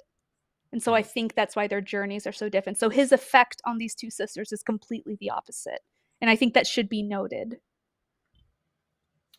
Yeah, because he's protecting both of them, but the way he's doing it differs. With Sansa, he's looking at her like, I have to protect you the way the knights of your little stories and songs would protect a maiden. And the return on that is that he can be open up a bit more and be softer, and she won't belittle him or anything like that, because that's what she wants to see from him. Whereas with Arya, he looks at like, well, this one needs protecting, but at the same time, this one I can work with. Sansa would wilt like a flower if I handed her a knife and told her to kill a guy, but this one will do it. If this one can actually have my back on the road, whereas the other one, I'd constantly have to keep an extra set of eyes on her because she's going to be useless in battle. So yeah, he's protecting her, but he's protecting both of them. But he recognizes the differences and notes very quickly, I have to deal with this one with a soft hand, and this one I need to deal with a firm hand. But either way, I'm going to keep them alive. I think we've really zeroed in on it by just saying, like, Sansa is like the Hound before his trauma, and essentially Arya is where the Hound was right afterward. So, like, he is seeing himself in both girls, and with Sansa, he's having this argument about whether or not to go down this dark road of reaction to it. With Arya, he recognizes that she is going down that road, and so he's like, well, let me tell you how this road goes and where the signs are and stuff. It's true, and it's a little easier for him to relate with Arya because her belief in the world, because she's gone through these traumatic experiences, she's bitter. She wants revenge, just like he does. So with Sansa, it's this tension, this battle that happens. And I think for him to get on that road again, because he's not near Sansa anymore, the only person that did bring this out in him, he's going to have to go through a rebirth, and we'll talk about that later on. He will have a redemption arc. But with Arya, he doesn't have to do that fighting. He doesn't really have to think about, oh, is this good or bad? He's just like, these actions are necessary. This violence is just as bad, but it might help her rather than destroy Sansa. Yep. I think there it is. I think we pretty much nailed that. So this scene that we just mentioned is the one where they are witnessing the Red Weddings, where they're rolling up to the twins, and Arya wants to go try to save everyone, obviously, and the Hound is trying to talk sense into her. So let me speed run this here. There's just a couple things I want to point out. Arya had prayed 100 times for the Hound to die, but now There was a rock in her hand, slimy with mud, and she didn't even remember picking it up. Who do I throw it at? She jumped at the clash of metal as Clegane turned aside the first long axe. While he was engaged with the first man, the second circled behind him and aimed a blow for the small of his back. Stranger was wheeling, so the hound took only a glancing blow, enough to rip a great gash in his baggy peasant's blouse and expose the mail below. He's 1 against 3. Arya still clutched her rock. They're sure to kill him. She thought of Micah, the butcher's boy who had been her friend so briefly. Then she saw the third rider coming her way. Then skipping ahead a little bit, the knight cursed her. You can't run for... The axe head caught him square in the back of the head, crashing through his helm and skull beneath and sending him flying face first from his saddle. Behind him was the hound, still mounted on Stranger. How did you get an axe? She almost asked before she saw. One of the other Freys was trapped beneath his dying horse, drowning in a foot of water. The third man was sprawled on his back, unmoving. He hadn't worn a gorget, and a foot of broken sword jutted from beneath his chin. Get my helm, Clegane growled at her. It was stuffed at the bottom of a sack of dried apples in the back of the wain behind the pickled pig's feet. Arya, I remember that they're trying to bring pickled pig's feet into the wedding, and they're like, you don't need that. Arya upended the sack and tossed it to him. He snatched it one-handed from the air and lowered it over his head, and where the man had sat only a steel dog remained, snarling at the fires. My brother! Dead, he shouted back to her. Do you think they'd slaughter his men and leave him alive? He turned his head back toward the camp. Look, damn you. And this reminded me of Syrio Forel and the Faceless Men, how they're like, look with your eyes. You know, they're always telling her, see what's really happening here. And it's funny that Sandor is using the same language. And so she looks and she sees the camp has become a battlefield. The swords were singing, blah, blah, blah, blah, blah. The red wedding is happening. Come with me. Sandor Clegane reached a hand. We have to get away from here, and now. And let's see here. What else did I want to grab from this? She's holding on to it, and she wants to do something. We're here, she shouted. Her voice sounded thin and scared, a little girl's voice. Rob's just in the castle, and my mother. The gate's even open. There were no more Freys riding out. I came so far. We have to go get my mother. And he says, you go in there, you won't come out. Maybe Frey will let you kiss your mother's corpse. Which is funny, because of course it is Nymeria the wolf, Arya controlling her, that pulls Stoneheart from the river so that Beric can give her the kiss of life. So this is a little bit of foreshadowing from George here. And, she says, maybe we can save her. He says, maybe you can. I'm not done living yet. Stay or go, she-wolf. Live or die. Your choice, he's about to say. But then, of course, when Arya makes a break for it, he doesn't let her go. He chases after her. So we can see, Arya's like, I hate him. I should let him die, the butcher's boy. But then she picks up the rock and she's getting ready to help him. And he's all like, yeah, stay or go. I don't care. And then she runs and she's like, okay, I care. I'm going to save you. So, yeah. Go ahead, Tim. Yeah, because it's that moment, like I said, when she realizes he's lying at the moment where he's asking her for mercy, for the mercy kill. And this is the moment that proves it, because like you said, he was about to tell her live or stay or go, live or die, your choice. But then when she actually does try to make a break for it, he knocks her out with the butt end of the axe and takes and hauls her back onto his back and saves her. So it's like, you didn't mean it. You didn't actually mean it. Underneath all of this, underneath that asshole demeanor, you actually are a really good guy. You just don't want to admit it.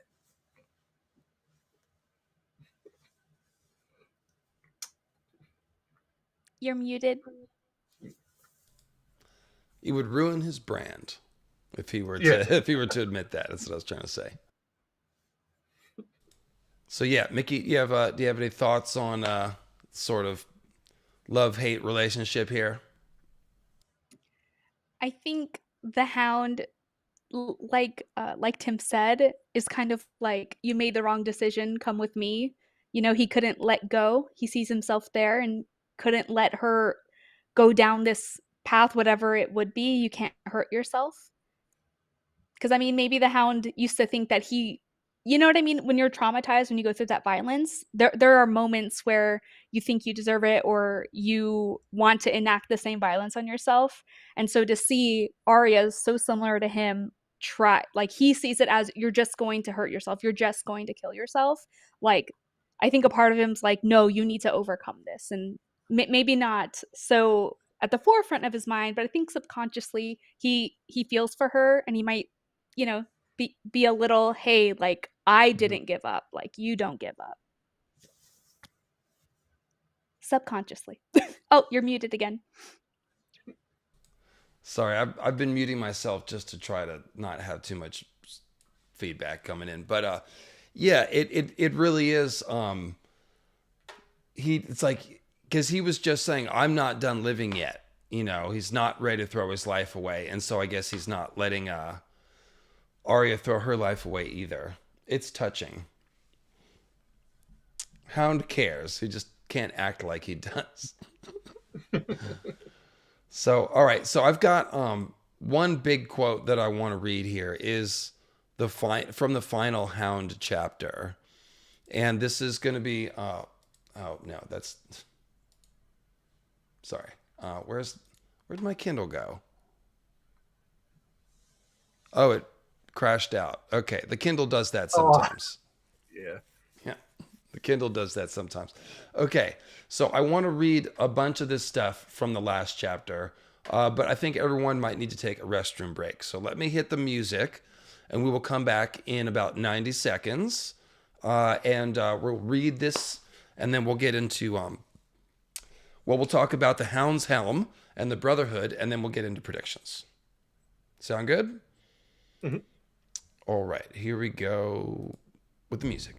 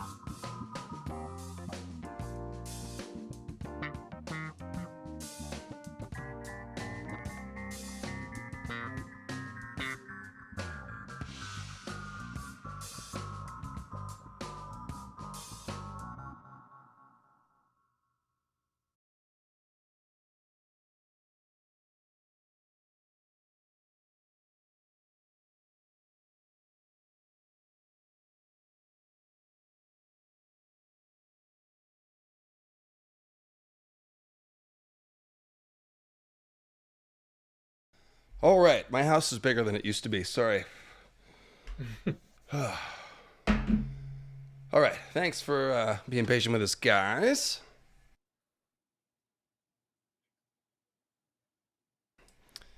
All right, let's see here. So I'm going to real quickly trade the windows because the Kindle's kind of bunk if it's smaller. And I'll just move the chat over here.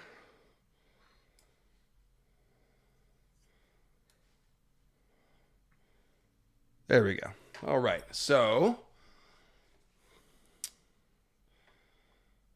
let's see here. Where's the tickler?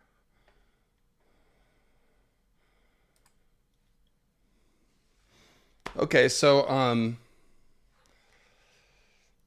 who's in this scene here? I guess you do Hound, Tim, and you do Arya, Mickey, and I will do the other low lives in the room here.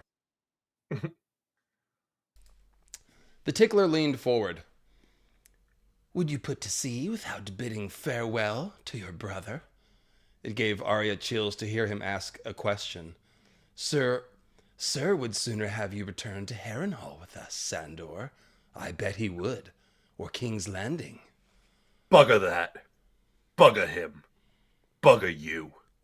The tickler shrugged, straightened, and reached a hand behind his head to rub the back of his neck.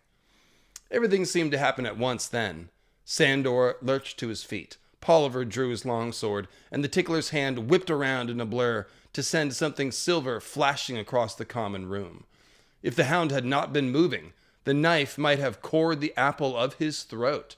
Instead, it only grazed his ribs and wound up quivering in the wall near the door. He laughed then, a laugh as cold and hollow as if it had come from the bottom of a deep well. I was hoping you'd do something stupid. His sword slid from its scabbard just in time to knock aside Polliver's first cut. Arya took a step forward as the long steel song began. The tickler came off the bench with a short sword in one hand and a dagger in the other. Even the chunky, brown-haired squire was up, fumbling for his sword hilt. She snatched her wine cup off the table and threw it at his face. Her aim was better than it had been at the twins. The cup hit him right on his big white pimple, and he went down hard on his tail. Go ahead and pick up here, Mickey.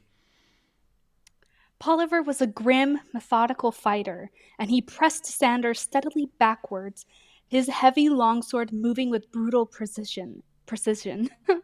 The hound's own cuts were sloppier, his parries rushed, his feet slow and clumsy. He's drunk, Arya realized with dismay. He drank too much, too fast, with no food in his belly. And the tickler was sliding around the wall to get behind him. She grabbed the second wine cup and flung it at him, but he was quicker than the squire had been and ducked his head in time. The look he gave her then was cold with promise. Is there gold hidden in the village? She could hear him ask. The stupid squire was clutching the edge of a table and pulling him to his knees. Arya could taste the beginnings of panic in the back of her throat. Fear cuts deeper than swords. Fear cuts deeper than... Go ahead, Tim. Sandor gave a grunt of pain. The burned side of his face ran red from temple to cheek, and the stub of his ear was gone. That seemed to make him angry. He drove back Polliver with a furious attack, hammering at him with the old nicked longsword he had swapped in for the hills. The bearded man gave way, but none of the cuts so much as touched him. And then the tickler leapt over a bench quick as a snake and slashed at the back of the hound's neck with the edge of his short sword. They're killing him. Oh, you go for it. No, this is you, Mickey. Okay, they're killing him. Arya had no more cups, but there was something better to throw. She drew the dagger they robbed off the dying archer and tried to fling it at the tickler the way he'd done. It wasn't the same as throwing a rock or a crabapple, though. The knife wobbled and hit him in the arm hilt first. He never even felt it. He was too intent on Clegane. As he stabbed, Clegane twisted violently aside, winning himself half a heartbeat's respite. Blood ran down his face and from the gash in his neck. Both of the mountain's men came after him hard, Polliver hacking at his head and shoulders, while the tickler darted in to stab at back and belly. The heavy stone flagon was still on the table. Arya grabbed it with two hands, but as she lifted it, someone grabbed her arm. The flagon slipped from her fingers and crashed to the floor. Wrenched around, she found herself nose to nose with the squire. You stupid, you forgot all about him. His big white pimple had burst, she saw. Let's see. Who's this? The squire, I guess. Are you the puppy's puppy? He had his sword in his right hand, and her arm in his left, but her own hands were free, so she jerked his knife from its sheath and sheathed it again in his belly, twisting. He wasn't wearing mail or even boiled leather, so it went right in the same way Needle had when she killed the stable boy at King's Landing. Squire's eyes got big, and he let go of her arm. Arya spun to the door and wrenched the tickler's knife from the wall. Let's see, I'll keep reading. Polliver and the tickler had driven the hound into a corner behind a bench, and one of them had given him an ugly red gash on his upper thigh to go with his other wounds. Sandor was leaning against the wall, bleeding and breathing noisily. He looked as though he could barely stand, let alone fight. Throw down the sword and we'll take you back to Harrenhal, Polliver told him. So Gregor could finish me himself? The tickler said, maybe he'll give you to me. If you want me, come get me. Sandor pushed away from the wall and stood in a half-crouch behind the bench, his sword held across his body. You think we won't? Said Polliver. You're drunk. Might be, said the Hound, but you're dead. Gotta get that one-liner in. His foot lashed out and caught the bench, driving it hard into Polliver's shins. Somehow the bearded man kept his feet, but the Hound ducked under his wild slash and brought his own sword up in a vicious backhand cut. Blood splattered on the ceiling and walls. The blade caught in the middle of Polliver's face, and when the Hound wrenched it loose, half his head came with it. The tickler backed away. Arya could smell his fear. The short sword in his hand suddenly seemed almost a toy against the long blade the Hound was holding, and he wasn't armored either. He moved swiftly, light on his feet, never taking his eyes off Sandor Clegane. It was the easiest thing in the world for Arya to step up behind him and stab him. Take it away, Mickey. Is there gold hidden in the village? She shouted as she drove the blade up through his back. Is there silver? Gems? She stabbed him twice more. Is there food? Where is Lord Beric? She was on top of him by then, still stabbing. Where did he go? How many men were there with him? How many knights? How many bowmen? How many?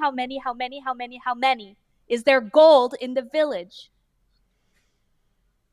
Her hands were red and sticky when Sandor dragged her off him. Enough was all he said. He was bleeding like a butchered pig himself and dragging one leg when he walked. There's one more, Arya reminded him. The squire had pulled the knife out of his belly and was trying to stop the blood with his hands. When the Hound yanked him upright, he screamed and started to blubber like a baby. Mercy, he wept. Please, don't kill me. Mother, have mercy. Do I look like your bloody mother? The Hound looked like nothing human. You killed this one too, he told Arya. Pricked him in his bowels, and that's the end of him. He'll be a long time dying, though. The boy didn't seem to hear him. I came for the girls, he whimpered. Make me a man, Polly said. Oh, gods, please, take me to a castle. A maester, take me to a maester. My father's got gold. It was only for the girls. Mercy, sir. The Hound gave him a crack across the face that made him scream again. Don't call me sir. He turned back to Arya. This one is yours, she-wolf. You do it.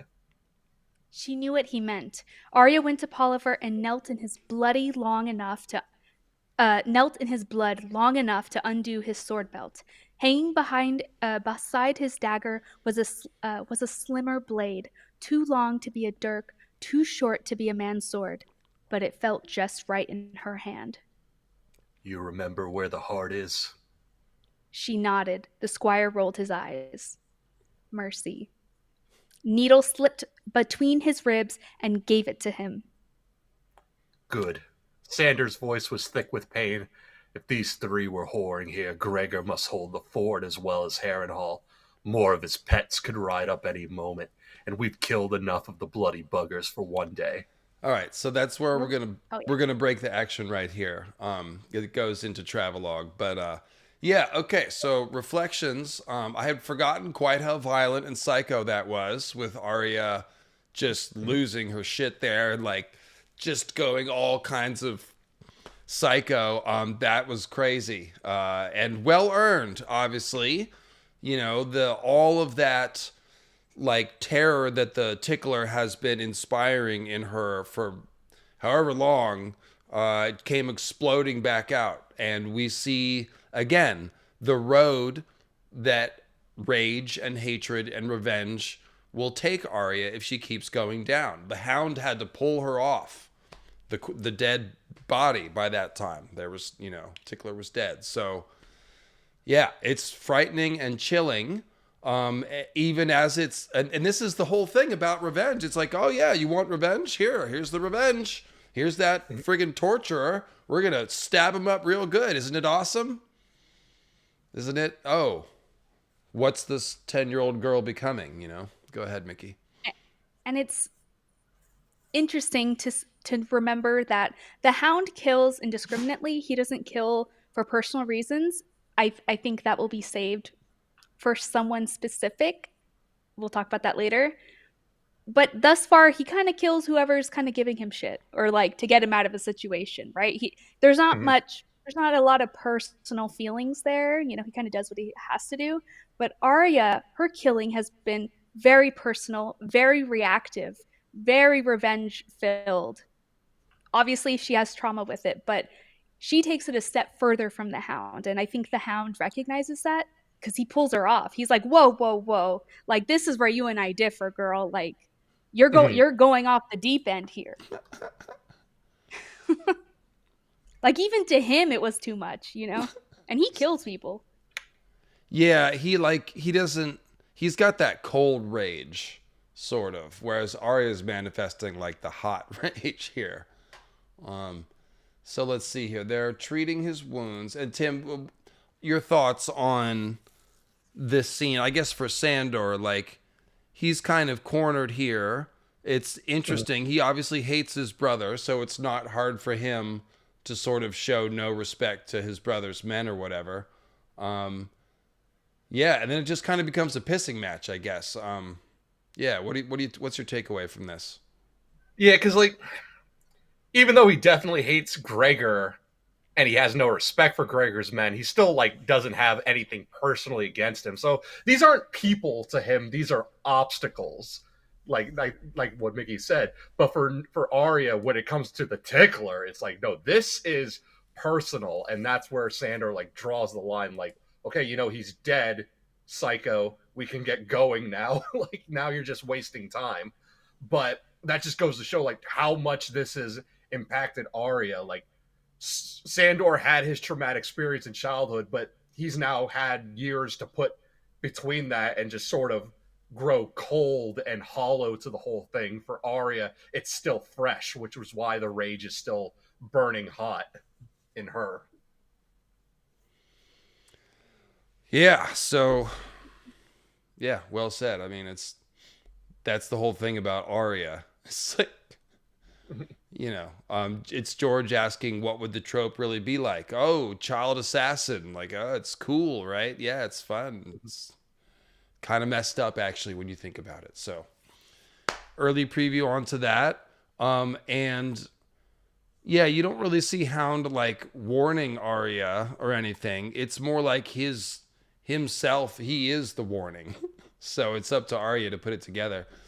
And then so skipping ahead in the paragraph, their Hound is in bad shape and they're traveling a day or two down the road. And she's saying her prayers at night here. Sir Gregor the Mountain, she said softly, Dunsen, Raff the Sweetling, Sir Ilion, Sir Meryn, Queen Cersei. It made her feel queer to leave out Polliver and Tickler, and Joffrey too. She was glad he was dead, but she wished she could have been there to see him die, or maybe kill him herself. Again, bloodthirsty kid here. Polliver said that Sansa killed him and the imp. Could that be true? The imp was a Lannister, and Sansa... I wish I could change into a wolf and grow wings and fly away. And remember, they had heard that that's what Sansa did at the Purple Wedding or whatever. If Sansa was gone too, there were no more Starks but her. Jon was on the wall 1,000 leagues away, but he was a Snow. And these different aunts and uncles the Hound wanted to sell her to, they weren't Starks either. They weren't wolves. Sandor moaned and she rolled onto her side to look at him. She had left his name out too, she realized. Why had she done that? She tried to think of Micah, but it was hard to remember what he'd looked like. She hadn't known him long. All he ever did was play swords with me. The Hound, she whispered, and Valar Morghulis. Maybe he'd be dead by morning. But when the pale dawn light came filtering through the trees, it was him who woke her with the toe of his boot. She had dreamed she was a wolf again, chasing a riderless horse up a hill with a pack behind her, but his foot brought her back just as they were closing for the kill. The Hound was still weak, every movement slow and clumsy. He slumped in his saddle, blah, blah, blah, blah, blah. Skipping ahead, long before noon, they were reeling. He needs to rest. He falls when they dismount. Instead of trying to get back up, he crawled weakly under a tree and leaned against the trunk. Go ahead, Tim. Will you pick up Hound? And Mickey, will you pick up Arya here? Okay.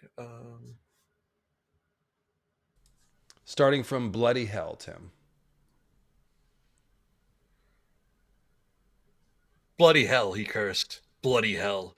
When he saw Arya staring at him, he said, I'd skin you alive for a cup of wine, girl. She brought him water instead. He drank a little of it, complained that it tasted of mud, and slid into a noisy, fevered sleep. When she touched him, his skin was burning up. Arya sniffed at his bandages the way Maester Lewin had done sometimes when treating her cut or scrape. His face had bled the worst, but it was the wound on his thigh that smelled funny to her. She wondered how far this salt pans was, and whether she could find it by herself. I wouldn't have to kill him if I just rode off and left him. He'd die all by himself. He'll die of a fever and lie there beneath that tree until the end of his days. But maybe it would be better if she killed him herself.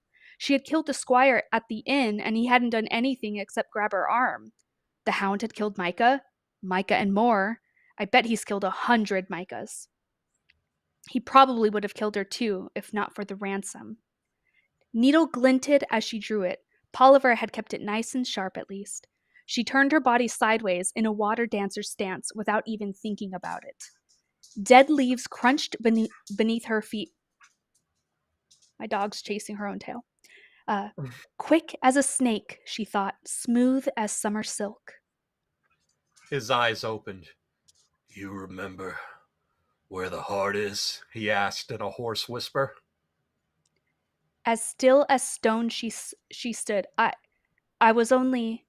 Don't lie. I hate liars. I hate gutless frauds even worse. Go on. Do it. When Arya did not move, he said, I killed your butcher's boy.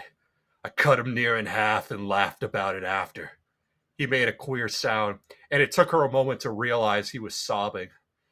And the little bird, your pretty sister. I stood there in my white cloak and let them beat her.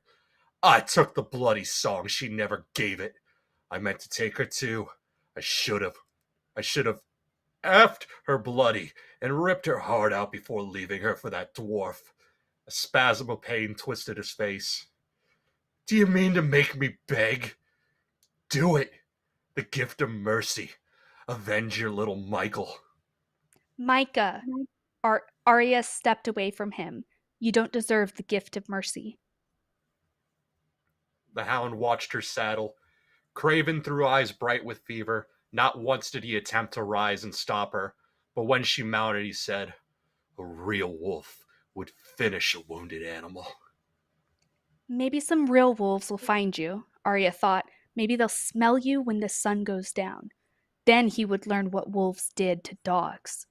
You shouldn't have hit me with an axe, she said. You should have saved my mother. She turned her horse and rode away from him and never looked back once. And that's where we'll stop. All right. So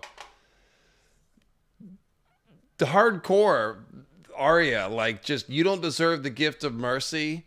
And then she just turns and leaves. Like, damn, dude, that's some cold. That's pretty cold. Thank you for self-censoring there, Tim. You're getting better at that. Appreciate you. And what's interesting is that she learns about mercy killing with the faceless men. She offers water to the old man that comes in. So it's another lesson she gets through them. Yeah, you can really see on retrospect how Arya's plot really is like all coherent. Even there's so many things preparing her for the House of Black and White experience here in Westeros beforehand. So that is good writing. That's how you make a character's arc make sense, and how you build a sense of purpose and coherence and all that. So yeah, that was a tough judgment on the Hound. You don't deserve the gift of mercy. I think that, what did you got? I mean, obviously, again, not only the reference to mercy, which is going to be a nickname that Arya will wear, and her giving the gift of mercy. I mean, it's heavy foreshadowing, but what did you think about Arya's decision not to put him out of his misery? She wasn't afraid to kill him, I don't think. Yeah, but this has always puzzled me a little bit, to be honest. So I would curious to see what either of you think of this. decision. Someone in the chat, Sylvan Lore, said Sansa gave him the Song of Mercy. Arya didn't give him the Gift of Mercy.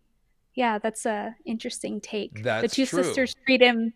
They treat him the opposite. I mean, it is they mirror each other, but they're opposite, right? I think Arya. It's hard to know, like you said. It's interesting because on one hand, I want to say Arya ultimately was giving him mercy by not ending it and giving him a chance to come back.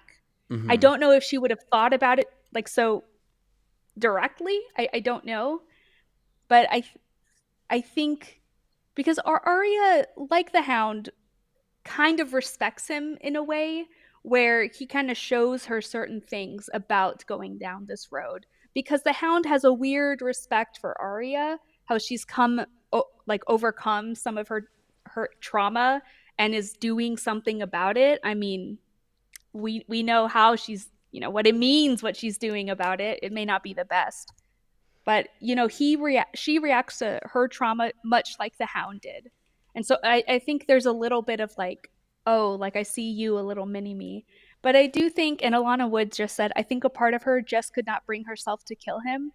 Northern Tommy says killing him would have stopped him from ever growing. I think those are good points. And Erica was saying she forces him to suffer as she is suffering inside. She doesn't want to end his suffering because hers isn't. That could be part of it too. Yeah, it's complex. So. It is, and I think she ultimately knows she can't pass that judgment on him. Like he has his own judgment he must go through. Yeah, maybe that's the way to interpret it. Like, as the instrument of the god of death, you're not just killing people. You're sort of deciding, when to kill and not to kill. So for some reason, she intuited that his time wasn't up, and so she didn't do it. But yeah, so there you go. Tim, your thoughts on that scene, and then we'll talk about the Brotherhood a little bit. Yeah. Well, because before, when she was naming the names and she realizes, I can't say Polliver and the Tickler, and then she forgets to say the Hound. And she's having like a crisis right there where it's like, do I say his name? Do I put him on the list? And ultimately, she decides to say his name. But I think like it's in this moment she decides to take him off her list. Like, I'm no longer going to kill you. You're not on the list. But the monkey's paw aspect of that is that for Sandor Clegane, it's the worst possible moment. Like, seriously, you're gonna forgive me now? I'm dying here. Just end it. So there's like that twisted cruelty of like it's forgiveness, but it comes with just with that gut stab, and not the kind of gut stab that Sandor would like in this moment. Oh, and yeah, maybe Solemn. Oh, going on with that, I'm sorry to interrupt you. Solemn just said she had the Hound on the list, not Sandor Clegane. Yeah, which we are going to talk about how the Hound moves on from Sandor and the Hound becomes like an identity all its own. Because as David said, when Sandor puts the helm on, it becomes like that faceless man. He becomes the dog, let loose the dogs of war, that becomes like the Hound becomes an identity because anyone can wear this helmet. But whoever's wearing the helmet isn't going to have the virtue and soundness of Sandor Clegane, and that's what we'll see when we get the rise of the second Hound, which is Rorge. Yeah, the Hound is essentially an identity that Sandor created to protect himself because nobody else would, like we were saying. So it's the idea that his sword is the truth. Okay. Well, we're going to talk, so Laugh Entertainments, we're going to get into that in the predictions side of it, which, yeah, we'll talk about that exactly. So with this Hound helmet, like I said, it's something that he created, an identity he created to protect himself, and it turns out to be an identity that other people can take on. And so Rorge, right? Is it Rorge that wears the Hound helm, and then... Yeah. And then eventually Lemoncloak, right, Tim?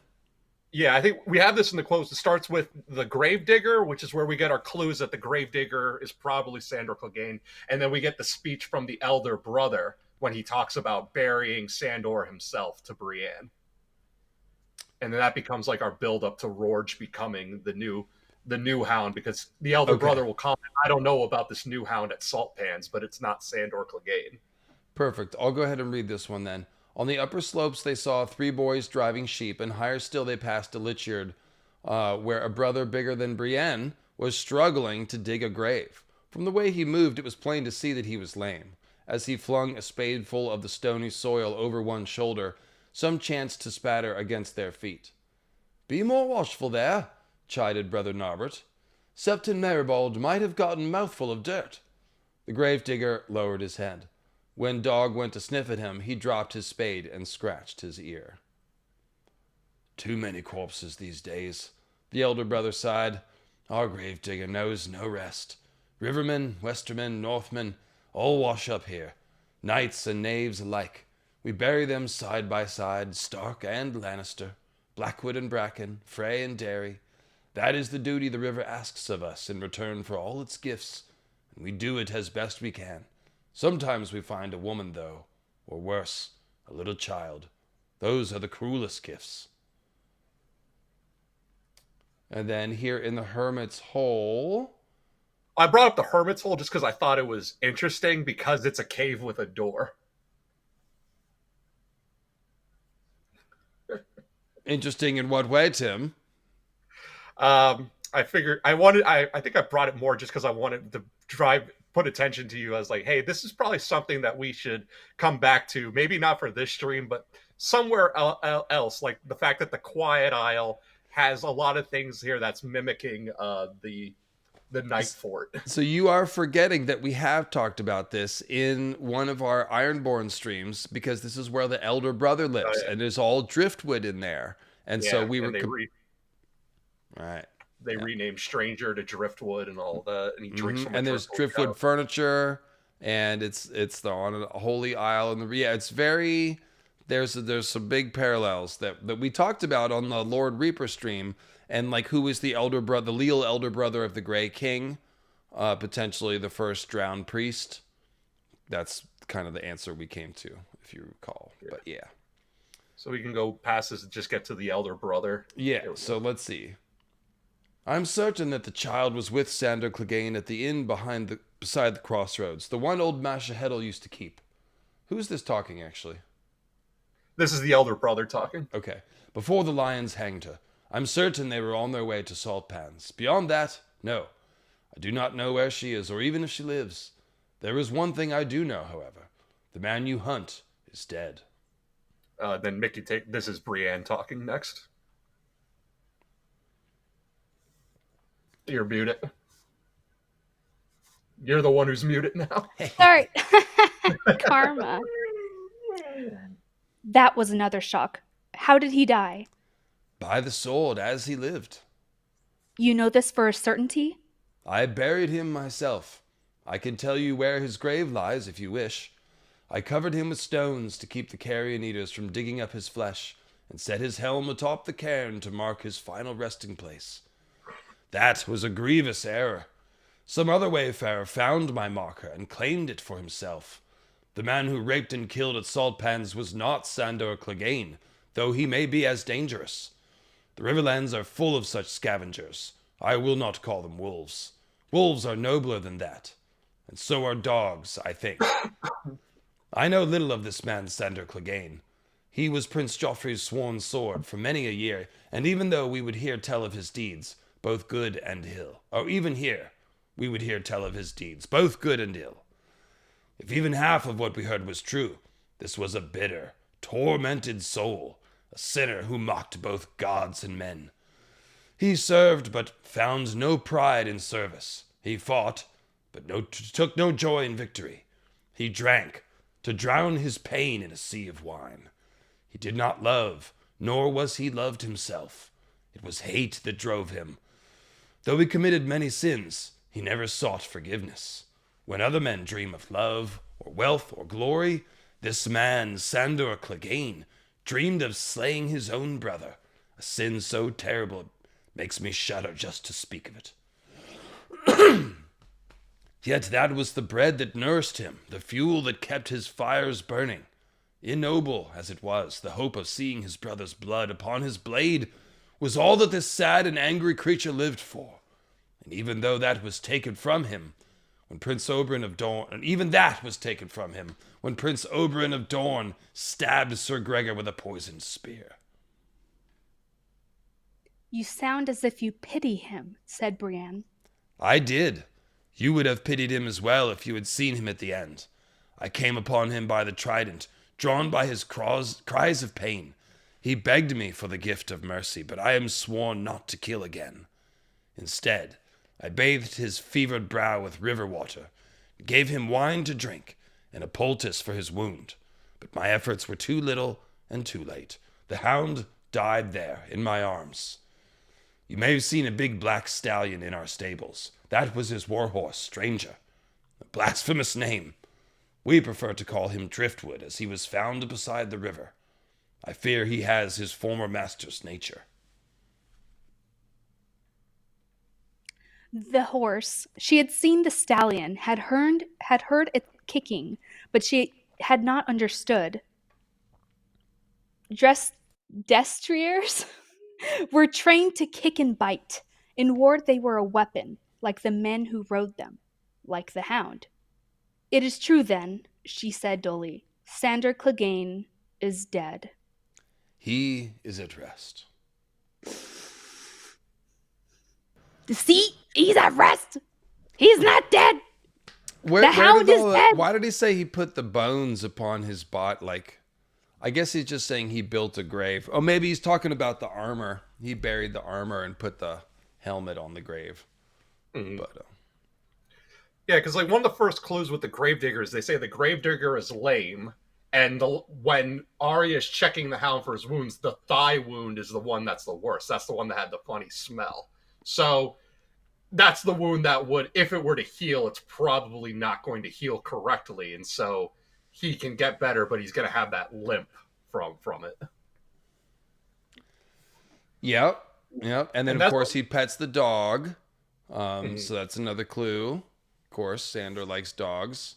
And, yeah, he's bigger than Brienne. Not too many people. Go ahead, Mickey. It's interesting that they said wolves are nobler than that, but dogs too. Dogs too, And I so- think. Yeah. I think. Yeah. So it's a little like, was he noble? Will he be noble? It's a little hint. Why would you say dogs too? He's the hound. Well, was. So it's like the language is very specific, and I think it's very important for our predictions. Yes, and we'll get into those predictions in just a second. But real quick, let's talk about the fact, like we were saying, that Rorge picks up this hound and then goes, doing horrific atrocities at salt pans. Then Brienne kills Rorge, and the Brotherhood comes along and cleans up that battle where Brienne was getting eaten by a biter, if you remember.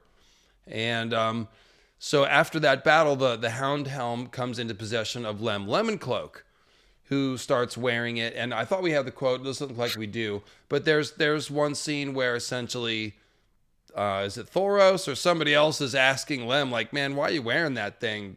It's kind of terrible, And what does Lem say about that, Tim? I forget. What did he say? He basically says like then they'll fear me. Like, that's what I want men to do. I lost my daughter. I've lost my wife. I've lost so many things in this war. It's basically the crux of it. And this is what I said, like, where the hound outgrows Sandor Clegane and becomes an identity all its own, because then we get all of these stories. First with Rorge, when Rorge takes the helm, and this is how we get the mad dog of salt pans, and word spreads across the Riverlands of like these atrocities that he's committing. But then people who know Sandor Clegane, like, word reaches Jaime Lannister of it, and he's like, look, the hound's a brute, but he's not like that. And that's why the elder brother says, like, some wayfarer got it. Like, and people will say, like, I don't know of this hound, but it's not him. Like, what's going on in salt pans?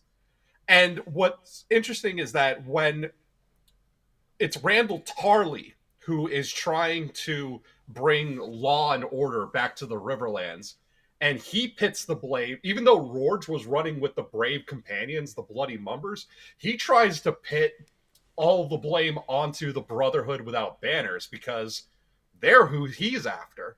the Brotherhood without banners is acting like they're like, you know, the Robin Hood's group of merry men. But when Beric Dondarrion gives the final kiss to Catelyn and they lose Robin Hood, it's like they become broken men in and of themselves. And it's like, what happens to Robin Hood's merry men when they lose their great chivalrous leader, and now they're taken on, and the new leader is this revenant that is Lady Stoneheart. And they become, it's like, well, what if Robin Hood's merry men became the brigands and outlaws that the sheriff of Nottingham says they are? Right. And what is Stoneheart all about? Revenge and hatred. She is distilled revenge and hatred, and she is literally dead. You know what I mean? Like it's the metaphor here is strong, and so it fits that the Brotherhood is using this hound's helm, because remember, the symbol is the wounded puppy who turns into an angry dog and knows nothing but biting. You know, like that's what it symbolizes. And so yeah, let's talk about Lem Lemon Cloak, because that will lead us into some of our predictions. So Lem Lemon Cloak, in case you haven't heard, is very likely to be Richard Lonmouth, who is the squire of Rhaegar Targaryen, the Knight of Skulls and Kisses, who was mentioned in the Night of the Laughing Tree story that Mira and Jojen tell Bran. So this is, the whole thing is that Lonmouth sigil is skulls and kisses. Literally, it's like 3 kissy lips and 3 skulls, I think it is. Is it 3 and 3, Tim? Yeah, it's gold. It's yellow skulls on a black field, quartered by red lips on a yellow field. Okay. And not only that, but also their house words are, "The choice is yours." And this becomes very important because we don't know what happens to Richard Lonmouth. Richard Lonmouth is a squire to Rhaegar Targaryen and is later knighted by him. That's how he becomes the Knight of Skulls and Kisses. But the Lonmouths are Stormlanders, so their liege lord is Robert Baratheon. When Robert's rebellion breaks out, Richard Lonmouth disappears from the pages of history. So that's where that choice, like, the choice is yours, it becomes the question of, who did Richard Lonmouth side with during the rebellion? Did he stay true to Rhaegar? Or did he side with Robert Baratheon, who would be his liege lord? Now, when we are introduced to the Brotherhood without banners, when Ned sends them off to go chase after Gregor and the Mountains Men, they claim that Ned, like Beric Dondarrion's words, because Beric's also a Stormlander, Blackhaven is in the Stormlands. He says, like, yeah, Ned gave us the order, but we're Robert's men. And Lem says the same thing, like, we are Robert's men. But that's the thing, like, but were you Robert's man? If you are Richard Lonmouth, were you Robert's man during the rebellion, or were you Rhaegar's man? So Lem Lemoncloak, he's like this Howland Reed figure of, assuming he is Richard Lonmouth, then it's like, you know, a lot of these gaps in history that we're missing.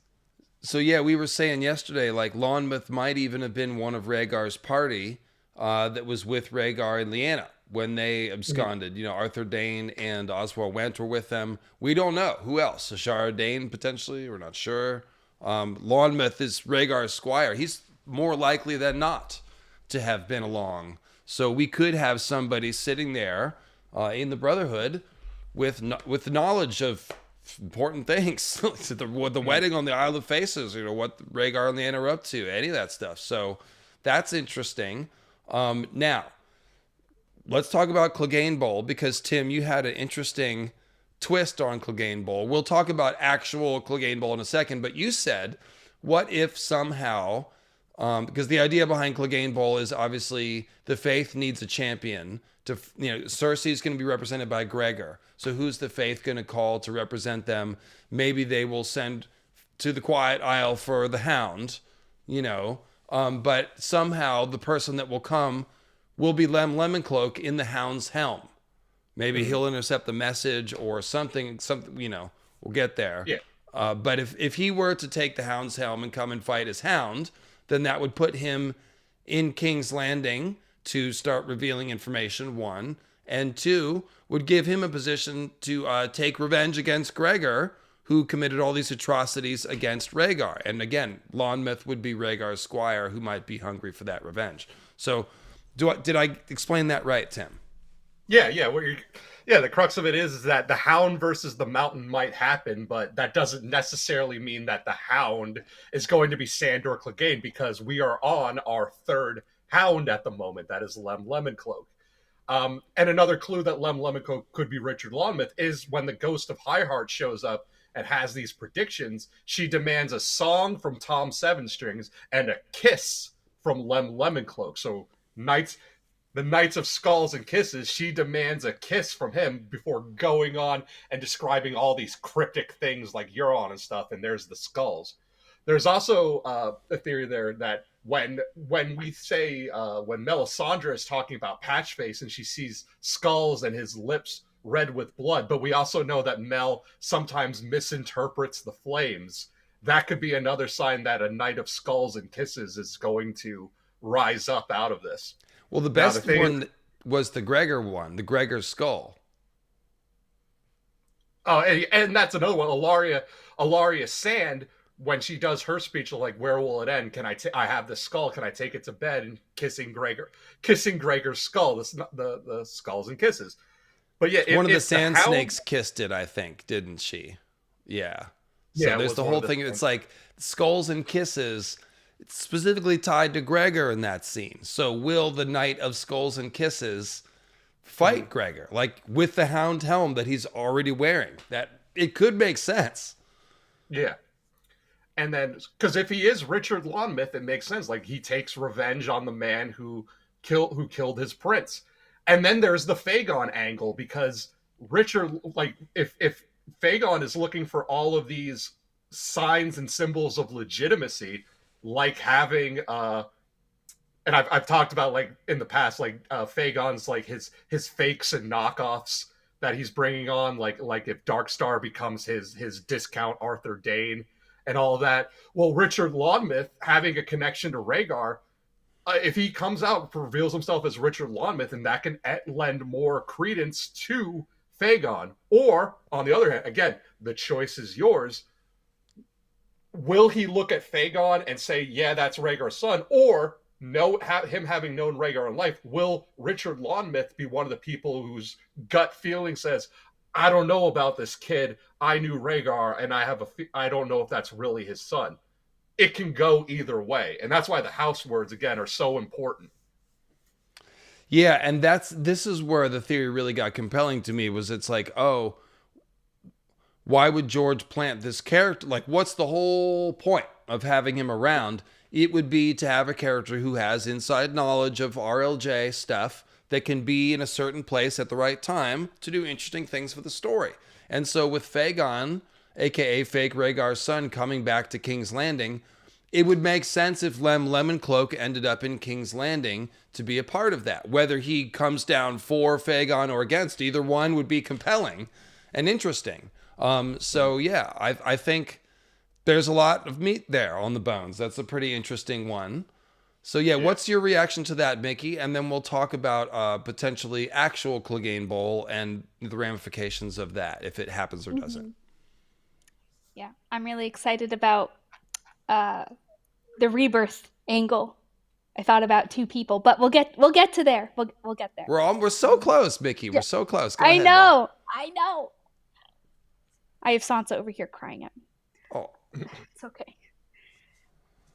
So, part of me really wants this to be true, because there's a reason why the Hound, it becomes this boogeyman, right? It is less about Sandor Clegane and more about this. I mean, there's a lot of myths. Like, no matter where you guys live, I'm sure there's a myth out there of, like, some creature in the woods, someone's gonna come and get you. And I think that's what the Hound is becoming with all these stories. And so I definitely want someone to come out and be like, I'm the Hound now. You know what I mean? Like, it's like someone, you know, it like passes from person to person, that kind of thing in scary stories. So I do want Lem to come back, because then he it does doesn't that with make the sense. Pirates on Dagger Lake. They say, oh, it's a new Corsair king, but it's, you know, it's not really the same guy. Go ahead. Yeah, exactly. So it's the rumors.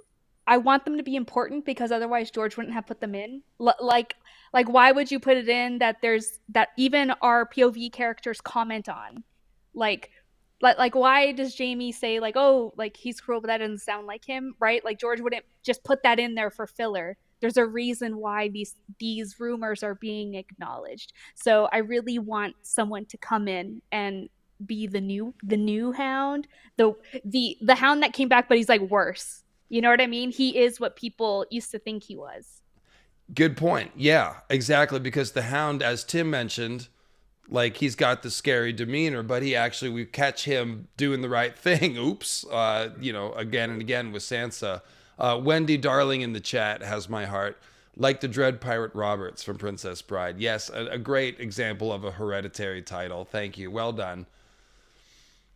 So, if it is not Lem Lemon Cloak and it is Sandor, let's say he gets the leg potion. Llama Greenhands didn't get it. It's floating around the Riverlands somewhere still. So maybe they get the leg potion and he heals up enough to answer the summons. And so now look, first thing I will say about Clegane Bowl is that most people, I think, that have thought through end up being against it. Because they're like, okay, Sandor's been breathing this violence and anger all his life. He's clearly on some sort of arc where he's getting past that. He's rehabbing. He's digging the graves. He's sort of living in this quiet community. Like, this is something different that we haven't seen from Sandor. So would it be moving backwards for him to pick up the sword and go fight his brother? You certainly could make that argument. I don't think that's a wrong argument. Specifically, we hear the elder brother saying, oh, he was obsessed with killing his brother. That's all he wanted, was to kill his brother. And that's such a horrible thing. However, Gregor does need killing for multiple reasons. One, he's a bad person. Two, he's standing up for Cersei in this trial by combat, who's guilty. And three, Gregor is an abomination. He's a Franken Gregor. He's not even Gregor. So you can make the argument for putting him down out of the gift of mercy, essentially. Like, let's end this. The thing I want to open up, well, actually, let me stop right there and let you guys comment on the basic concept of Clegane Bowl. Sorry, Tim. I think if Clegane Bowl would happen, I think it's important for the Hound. I think it's important for Sandor Clegane to kill his brother and not the Hound to kill his brother. Because this Hound has been this mask that was created through the mountain, right? Like, the Hound is the answer to the mountain. And we'll talk about Rebirth. And I think it would be important for Clegane to do that. I know there's a lot of things like, oh, the Hound should do that, right? Like, but they're almost different. They're different. He becomes the gravedigger. The person and this title become different. Gravedigger, Sunday. Sorry, I just had to... Literally. but I think for it to be karmic justice and all that good stuff, it would have to be Sandor to kill him and not the Hound. That's my biggest thing for and against Clegane Bowl. It would have to be.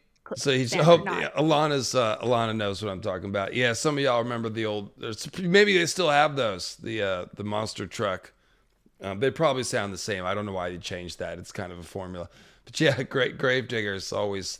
It's always the biggest truck. You know, it's like the Undertaker of the monster truck world. Gravedigger. So yeah. So if he did it as Sandor, that means he wouldn't show up with the Hound mask. He would show up wearing his face. Right. Because I think that would, and we'll talk about it, I know in a second, we're like on the edge. I think... No, go ahead. Talk about it. We're here. We're here. Do we want to go through my thoughts, my own theory? I have a crazy theory, and then I have like what's like a more... not lame, a safer theory. So, okay. So there are two. Okay, I do. And like, I'm going to sound crazy, Dave and Tim. I'm going to sound crazy. But I think there's a few ways that Sandor can come back. Like, we were joking yesterday, chat, about training montage for Sandor. But there's two things I thought about with Rebirth, and that is Jaime had a training montage and a sort of rebirth when he gets his gold hand, right? Like, not only does he like train with Ilyn Payne, but It is a he montage. becomes It's like one yeah, scene that turns into a summary of a yeah, bunch of scenes that run together. It's exactly a montage. Go yeah. ahead. And I would say he becomes a different person. Jamie becomes a different person with the gold hand, right? Because this is post Brienne entering his life. This is him wanting to be a true knight, right? Like he suddenly wants to be who he knows he is, which is for justice, but people have looked opposite on him. Well, we could do a whole Jamie thing later.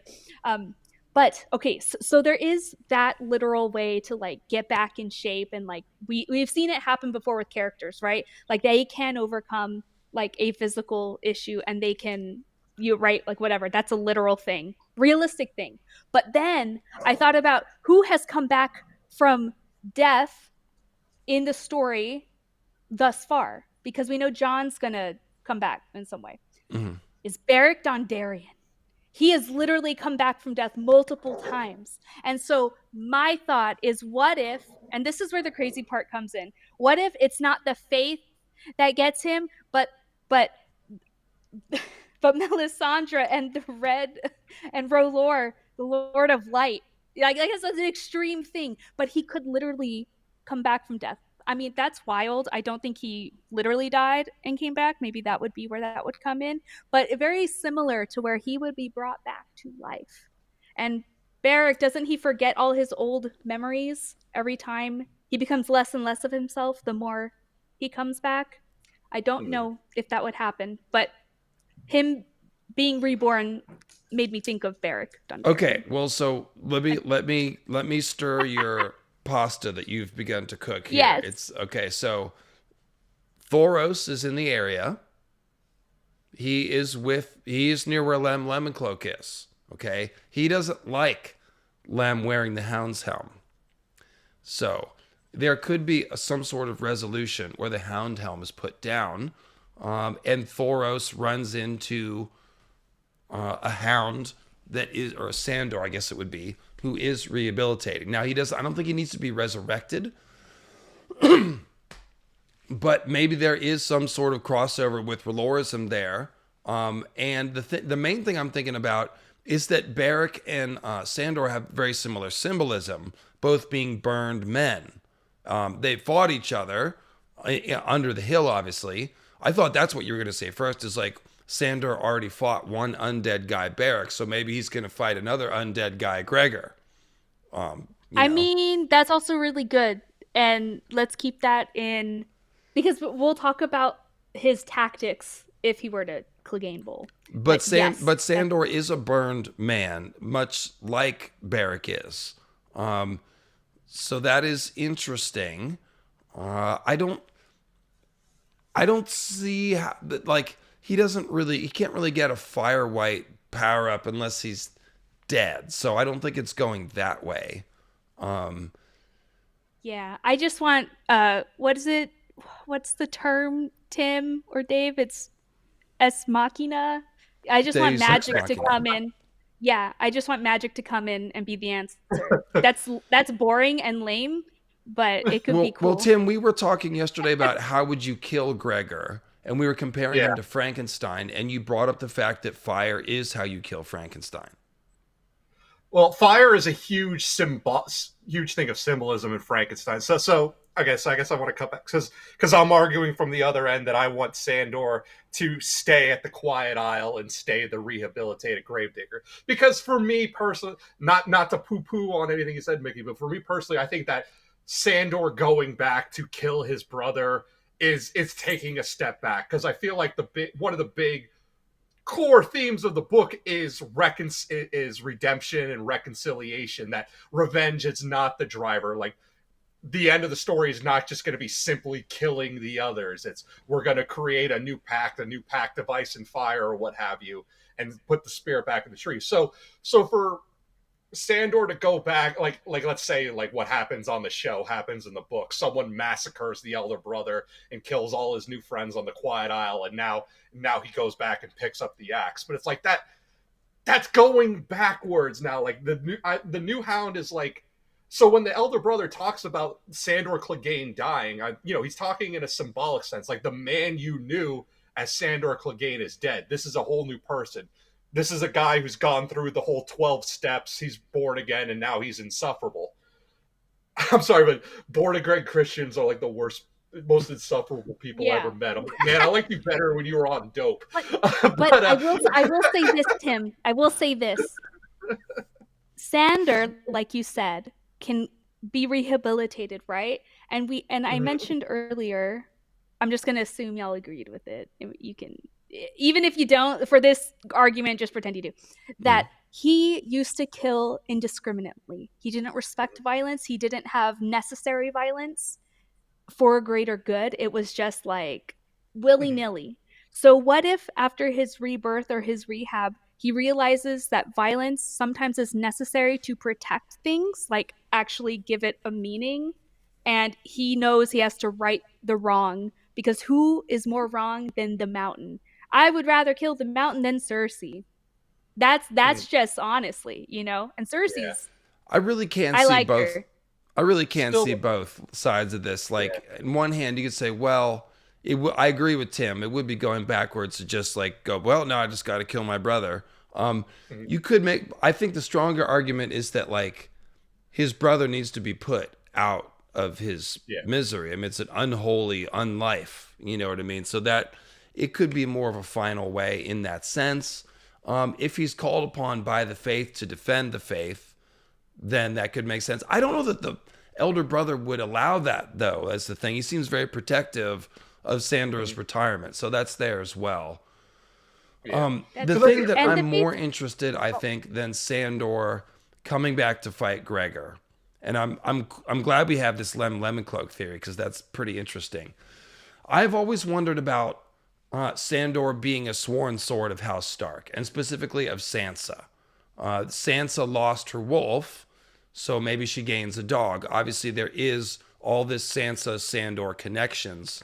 I don't think George is going to turn it into a romantic thing and just be like, oh, well, Sansa's 16 now, so she can date the Hound and it's cool. That doesn't really make sense to me. However, like I said, Brienne, who did not go the way of the Hound, she is looking for a just cause, a just house to serve.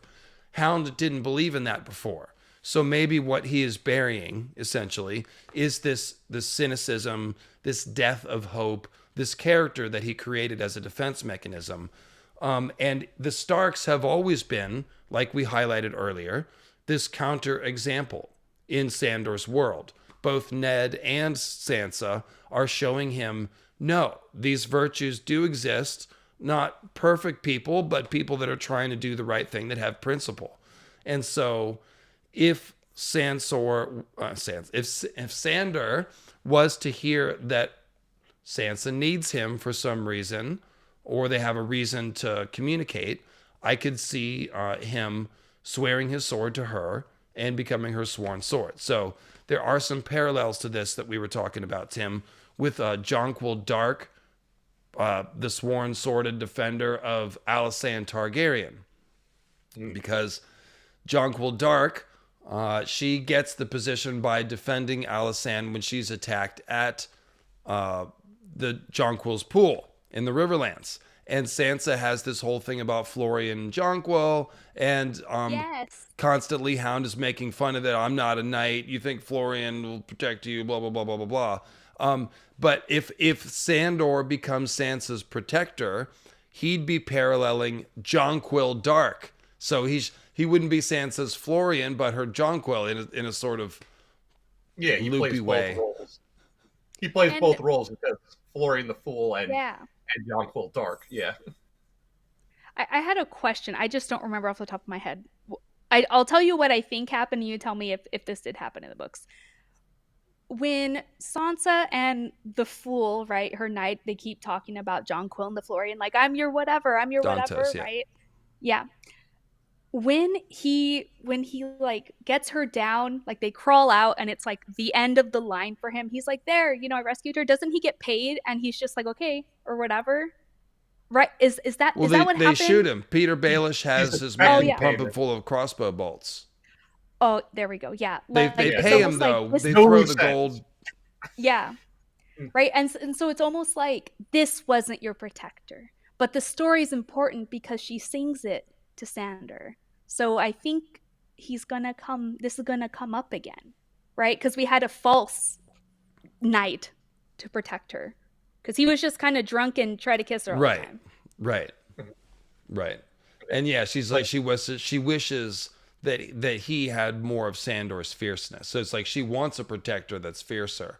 And I could also just see, like, after Sansa's done with the whole Littlefinger thing and Cersei, and she's like, well, at least we know the Hound is straight up. You know, if the Hound wants to pledge us our sword, I think we can trust him. He's not duplicitous. That's the one thing about the Hound, is he'll tell you what he thinks. So, yeah, what do you think of that, Tim? I think there could be something there. Yeah. Let's see. There's a lot I want to go on because, okay, first of all, Now's the time. Yeah. Well, I think, like I said, I think Sandor's story is him getting off the path of revenge, whereas with Lemoncloak, as the Brotherhood without banners continues to degenerate essentially under Lady Stonehand into this dark version of Robin Hood, we see like Lem is also becoming that. Like, he's stewing in his own bile. That's why he takes up the Hound helm. He talks about, well, my daughter's dead, my wife's dead. We're no longer, like, Robert's dead. We're no longer on this grand merry quest that Ned Stark sent us out for. Like, but we continue on, so we have to have meaning in this. So for Lemoncloak, it's while Sandor is getting off of the path of revenge, he's just walking further down it. That's why another reason why it makes more sense to me that Lemoncloak could be the Hound who fights the Mountain, because it becomes a monster fighting another monster. As for Sandor taking up swords for the Starks, like leaving the Lannisters and taking the Starks, that reminds me again, because of the War of the Roses, this becomes something that happens numerous times. That would make the Hound a sort of Richard Neville character. Richard Neville, because this is based off the War of the Roses, York and Lancaster. That's where we get our Stark and Lannister. Richard Neville, Duke of Warwick, is originally a Yorkist, but he turns cloak and serves for the Lancaster. So for the Hound to do essentially the same, just in reverse, to leave the Lannisters to take up arms for the Starks, he becomes that sort of Neville. I mean, in the War of the Roses, this happens numerous times. Richard Neville is just one of the most famous name of the person to swap sides. But it would make sense for him to switch from Lannister to Stark and to become more like Brienne, to be like, I want to serve a lord, but I want to serve a good lord. I want to have purpose in my servitude. I don't just want to be somebody's butcher, somebody's executioner, like I am for the Lannisters. You're muted. Mute it. Thank you, Tim, for adding that historical perspective. And then the other thing I think that could point to this is the dog, direwolf, hellhound symbolism that all comes from Cerberus. Like, the Starks are the wolf guardians of the underworld, which is a Cerberus idea. Cerberus is a three-headed dog, and so we see a one-headed dog and a three-headed dragon. So the Targaryens, also underworld denizens and inspired by Cerberus. And then the other one is the Cleganes. They have, their sigil is three dogs, black on a yellow field. So again, the triple dog symbol of Cerberus. And so if Sandor the Lost Dog were to join the pack of Stark wolves, it'd be symbolically harmonious. It would be like literally joining a pack and finding a home. Remember, he was made to leave his home after his brother killed his parents. So he hasn't had a home in all that time. So I think there's a lot of reasons. And plus him and Arya have this interesting, obviously Arya turned her back on him, but later would also remember that Sandor saved her life many times and kept her safe. So there's several reasons why it could make sense. And it's not as much of a return to violence as, say, going to fight the Mountain. He is taking on a protector role. So, because he's trained to use violence. That's all he's ever done. So maybe he can just turn the sword into the plowshare or whatever, and just be a digger and a farmer. But it's also kind of like who he is. So yeah, I could see that making sense too. Yeah, I think him becoming the gravedigger needs to mean something other than he retires. Because the Hound, like I said yesterday, is one of George's favorite characters, right? Him, Arya, Tyrion, and of course Dany, right? Like, well, I guess John too. Those are, he has babies, he has favorites, and we know that. But I think Oh, Sandor definitely has to come back in some way. He will be changed, but he definitely needs this rehab. He needs this rebirth, He's so set to up speak. for another interesting little part of the arc. Go ahead, Tim.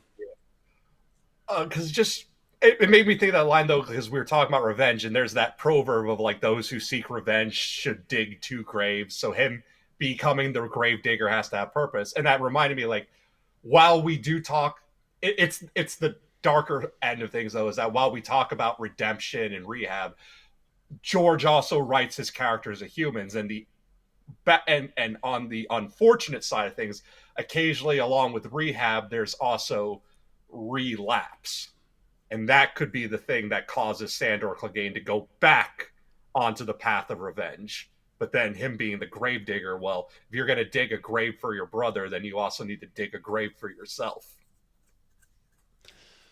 And that's kind of the best thing when you have a character that like could go different ways and it could make sense as an end of their story depending on how the writer wants to finish it. So, I'm curious to see what you guys think in the chat as far as which way Sandor is going to go. If you just want to type in your predictions, we can read a couple. Um, yeah, I think that George has really invested a lot in the relationship between Sandor and the Starks. And I would just be surprised if Sandor didn't come back around and have something more to do with the Starks. I really would. Um, he is not far from where Sansa is in the Riverlands, or in the Vale and the Riverlands are not far from each other. Salt Pans is just below the Vale.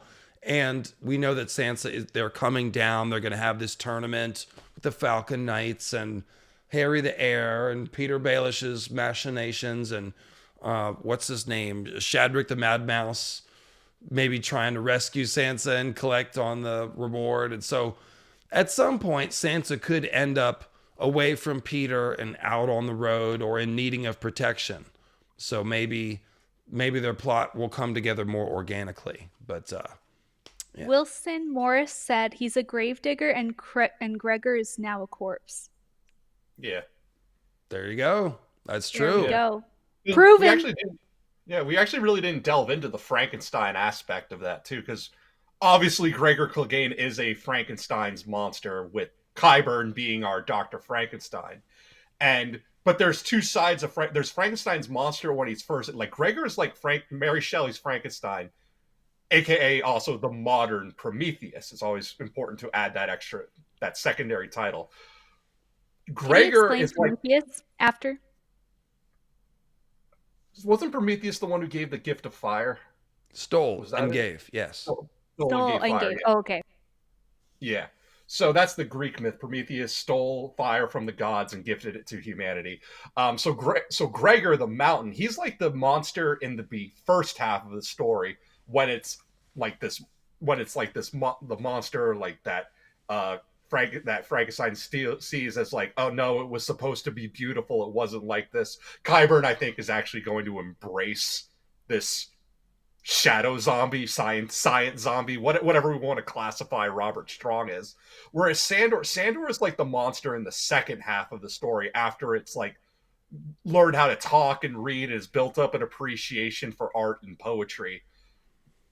But also there's that fire element. The monster fears fire. Sandor fears fire. Gregor, we don't know if he has a necessary fear for fire, but Gregor also has like, he has an addiction, though. We've talked about how the elder brother brought up that Sandor washed away his pain and trauma with wine. And what's interesting is Gregor Clegane does the same thing, but with milk of the poppy. He's part of Gregor's rage is these migraines that he feels. Now, he probably doesn't feel them anymore now that he doesn't have a head. But he essentially had an opium addiction. He was taking oxy for like these migraines, probably from some kind of gigantism that he's suffering. And that's also like, not to make excuses for his rage, but if we're talking about rehab and relapse and all of that, then it's also important to bring up Gregor Clegane's own like addiction, so to speak, in this. So interesting super chat here from River Mist Faye mentioning, I think it's Cuchulainn, the Hound of Culan, Irish legend, about this hound who crawls to a standing stone and binds himself to it so he can die standing up. And so there's more there that can't fit in the super chat. I'll have to look that up. I'm not familiar with that one at all. But yeah, there's definitely some good hound mythology out there, some dog mythology. Yeah, sorry, all I know is Cerberus, pretty basic. Yeah. But, so, yeah, going back to Clegane Bowl, redemption through the necessary violence. I think that will be it. But I also don't want that to be the end of his story. I don't think it should be my off you, bro, and then we're done. I like putting that together with Dave's theory that he'll go and help Sansa. He'll go become, like I always call it, like he becomes a true knight. So he updates his philosophy. He becomes the wolf, right? He starts to have faith in the good. And this could be through his time at Quiet Isle, right? He like changes who he is. And so I don't know if it'd be a step back if he's just trying to do what an actual knight would, right? To correct, to give justice to the weak. Right? Or yeah, help the weak, help the peasants, you know. I Small can see folk, it working, I'm sorry. yeah. Golden Lady's saying, as a migraine sufferer, she too would commit horrible atrocities. And oh wait, no, she's saying chronic pain can definitely mess with your personality in an unpleasant way. My worst was 1 to 2 years. Can't imagine a lifetime. Yeah, that's definitely a serious one to deal with if you've dealt with that. So, yeah. And I think we have to remember that Gregor has never acknowledged violence. He's never acknowledged himself. He's just kind of chilling his whole life. He's never learned a lesson from anything. He's only been rewarded. Even after death, he's been rewarded, right? And so I think it's past due that he has to live through the consequences of his actions. He actually has to be put down. And that is a mercy for the kingdom, I think. Like that killing. That is true. It's you don't just get a free pass by saying you're sorry. We didn't even see Sandor say he's sorry about anything. But we can assume that he's beginning some sort of work of atonement. Digging graves is poetic because like he's killed a lot of people. What do graves do? They give dead people a place to rest. Earlier, when they gave the gift of mercy to the archer, the bowman, Arya's like, "Are we gonna dig him a grave?" And he's like, "Nah, we're gonna rob him and we're gonna leave." Little did he know. Yeah. So now he is digging graves. So yeah, there's layers to that as well. Yeah, he'll have respect for life, literally, I think, through his labor. Yeah. So make of that what you will. Leave comments about what you think. I'll be interested to see. Like I said, I just think the Starks have to come back into it somehow. So I think a sworn sword kind of a thing could make sense. Join the pack, but we'll see. He becomes what Brienne is. He writes his path. He rights his wrongs. I could even see his. Yeah, I mean, you could see how all these plots could interact with each other. Like Brienne is still under the purview of Stoneheart and all them in the Riverlands, and yeah, Gregor or Sandor's not far. Last thing I wanted to say as far as these proof that the Cleganes are descended from Dunk. Okay. Hodor is descended from Dunk. And we know that Hodor's name is a contraction of hold the door. Now, in the books, Hodor's real name is Walder. And one of my smart friends, either Wisdomsmith or Rusted Revolver, I always forget who, figured out that is a clue that the door that Hodor is going to hold a door is going to be a door in the wall. Because he's Waldor who became Hodor, right? So he held the wall door. Now, in the first Dunk and Egg, there's a lot made about Dunk's foot, which was going to be cut off for the kicking, right? For kicking Aryan. at the puppet show when he defended Tanzel. He was sentenced to lose a foot and a hand or something for striking the prince or something like that. I don't know what. And of course, instead they have the trial by combat, and Baylor dies, and Makar's talking to Duncan. He's like, "Oh, it's a big price we paid for that foot." And Dunk's like, "Well, maybe there'll come a day when my foot's more important for the realm than Baylor." And Makar's like, okay, sure thing, buddy. And we think that somebody figured out that if you put that together with the dream that Dunk has of dying in some sort of sand trap with Egg, that this is a Summerhall thing. Okay, we know that Dunk did some brave thing at Summerhall which saved a bunch of people's lives, but for the valor of the Lord Commander is one of those sentences that isn't crossed out. So what we think happened, and I apologize, I don't know who put this together, but the pyromancers always have sand traps over wildfire because it's one of the only things that can put out wildfire. And so if they're doing a big wildfire thing to hatch the eggs at Summerhall, and they were trying to take safety precautions, they would have had sand traps. So this dream about Dunk and Egg drowning in sand could be a foreshadowing for how they actually die at Summerhall. So we have Dunk, Hodor's descendant, at Summerhall doing something brave to save people, but then maybe going back for Egg and dying with Egg. So the foot, how does a foot come into this? Somebody said, well, maybe Dunk will hold the door too, but instead of holding it open, maybe he'll hold it shut or something similar like that, right? But then I was realizing, oh, what is Sandor's name? Sandor. So if we're going with Waldor and Hodor, the door that Dunk would be holding at Summerhall would be some sort of door having to do with sand. So the point of giving Sandor's name Sandor is to tie him into all this madness because he is related to Dunk. What if wildfire throughout King's Landing and there's some sand set up somewhere and he has to activate it somehow? I don't know. I'm just trying to make Sandor's name work. Well, there is going to be a wildfire incident at King's Landing or two, I would think. And Sandor, if he goes back to King's Landing, then he could be there for that.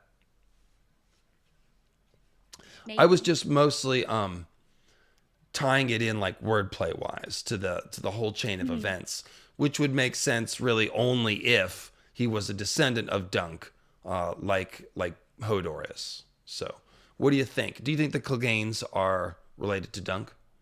Tim. Oh yeah, definitely. So in the show, it's a show, one of those show only things, but one of those good show only things is when Robert is talking to Sir Barristan about making the 8, where you lay with a woman from all 7 kingdoms and one from the Crownlands. I'm pretty sure Dunk has made the 8 like 3 or 4 times over. We know that Dunk gets around. We read the Sworn Sword, Rohan Weber, like I made the joke about Eustace Osgrey, like, no, that's my strong son, like that gets left behind. But no, I think there are numerous houses that descend from Dunk, and Dunk himself is probably descended of House Strong. So it's Lucamore the Lusty rise again through Dunk, and it continues. The Tarths, the Cleganes, possibly Hodor, all these houses, especially when we have these times like houses where all of a sudden just a like freakishly large kid or a kid larger than normal just all of a sudden was born, and that Dunk's not very subtle, is he? Yeah, that's probably Dunk leaving a present behind. And correct, yeah, he does have ties to the Westerlands, so he's definitely in the right place to be a Clegane ancestor. That is correct. Yeah, because the whole point of the Dunk and Egg, like, because in the 3 stories we've gotten so far, Dunk and Egg are mainly in the Reach most of the time, but we know that like their travels they are going to travel all throughout Westeros. We haven't gotten a story. We know that they visited Dorne. We know that they're gonna go to Winterfell. They fought against Ironborn on the sea. They may have actually gotten close to the Iron Islands themselves. Like they're gonna go all over the kingdom. So the idea of Dunk leaving little bastard dunklings behind in all Just of the yeah, it's a thing, everyone. In case you don't know, it's a freaking thing. If you think somebody's a dunkling, they probably are. That's how this is going. So, just spoiler alert. Before we get out of here, let me get some super chats that I have been ignoring pretty much whole stream. Sorry about that, guys. Deep in the flow. Excited for the vampire stream. Excited for this one. Thank you, Gavin. How old is Sandor? Martin asks. I think he's in his 30s. He's not that old. He's pretty young. He might even be 20s. Steve the Green He's Hand. just harsh looking. No sunscreen. That's why he looks old. Needs some CeraVe for sure. What would Sandor think of Fagon? I mean, Sandor's not impressed with anybody that's noble. I don't know that he'll have a chance to really interact with Fagon. I'm not sure if there was a reason why you asked that question. I can't remember if we were talking about something having to do with that. Maybe. I think it's more interesting that Lemon Cloak might be on a collision course. Yeah, Lemon Cloak's what he thinks of Fagon could be important. Can Sansa and Brienne keep their humanity when faced with horrible ugliness, tragedy, and abuse? Can Sandor resist regaining his humanity? Well, I think that Sansa and Brienne have so far. I'd be interested to see where Brienne's story ends up. And I think we debated the Sandor question pretty much in this stream. John Buxton, does anyone have any thoughts on the Hound symbolically being the last hero's dog? Maybe if he's sticking with Arya. Arya has last hero symbolism. But I think it's more that he'll be... Oh, that was the other part of if he becomes the sworn sword for Sansa in emulation of Alysanne and Jonquil Dark. That's interesting because Sansa is comparable to Alysanne if she becomes a queen of Winterfell for a certain time. And also Sansa's wolf is named Lady, and Sandor would be paralleling a sworn sword who is a lady, Jonquil Dark. So. Oh. So I just thought, again, Sansa and fairy tale. So if Sandor Clegane does take service with the Starks, and he essentially becomes a wolf dog, if he aids in the Long Night, like the way he did in the show, and Sansa loving these fairy tales, that's like George cheekily making reference to the story of Balto, the wolf dog in Alaska who has to save the children. And that would be another fairy tale. If Sandor becomes Balto. No. Balto only finished the last quarter of his race. It was who was it? Toto, Tongo? It was the other one who did 3/4 of the race, and then he got super injured. Balto only swooped in at the end, and this is from someone whose favorite movie growing up was Balto, straight up. I know the propaganda everyone's doing about Balto. He has a little statue in Central Park. Don't think that I don't know. I don't know. I have no opinion on this. I wasn't prepared to get slapped with Balto knowledge today. If it's one thing I know, it's Balto.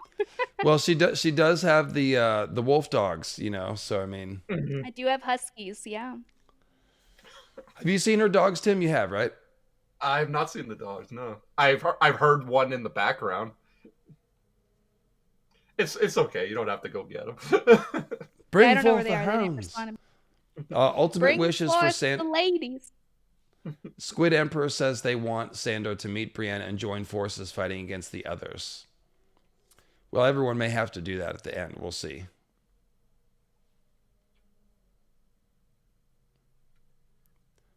The level of camera shaking indicates dog presence to me. Let's see if it's coming. Come, Sansa. Come, Sansa. Come hither. Come hence.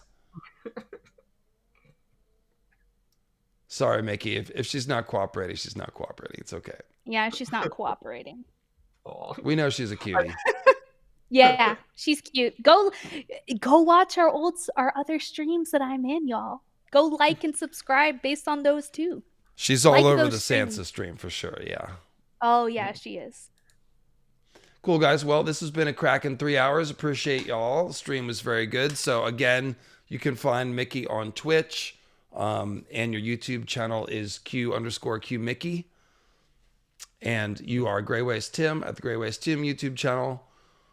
I am David Lightbringer, and I was sick last week, guys, so I did not record the Nagas Bones video. I wanted to put that out this week.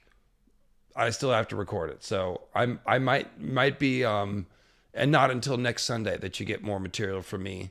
But check out my many videos that I have released lately. There's the new Damn Pear Got Patch Faced edit, and there's Origins of Old Town and the Green Men Others video, and Night's Queen live stream, and all kinds of stuff. So appreciate y'all, and yeah, it's over already. Yeah, it's been 3 hours, so I'm tired. And there you go. So thanks, Tim. Thanks, Mickey. Thank y'all. And I'll see you next week. Bye.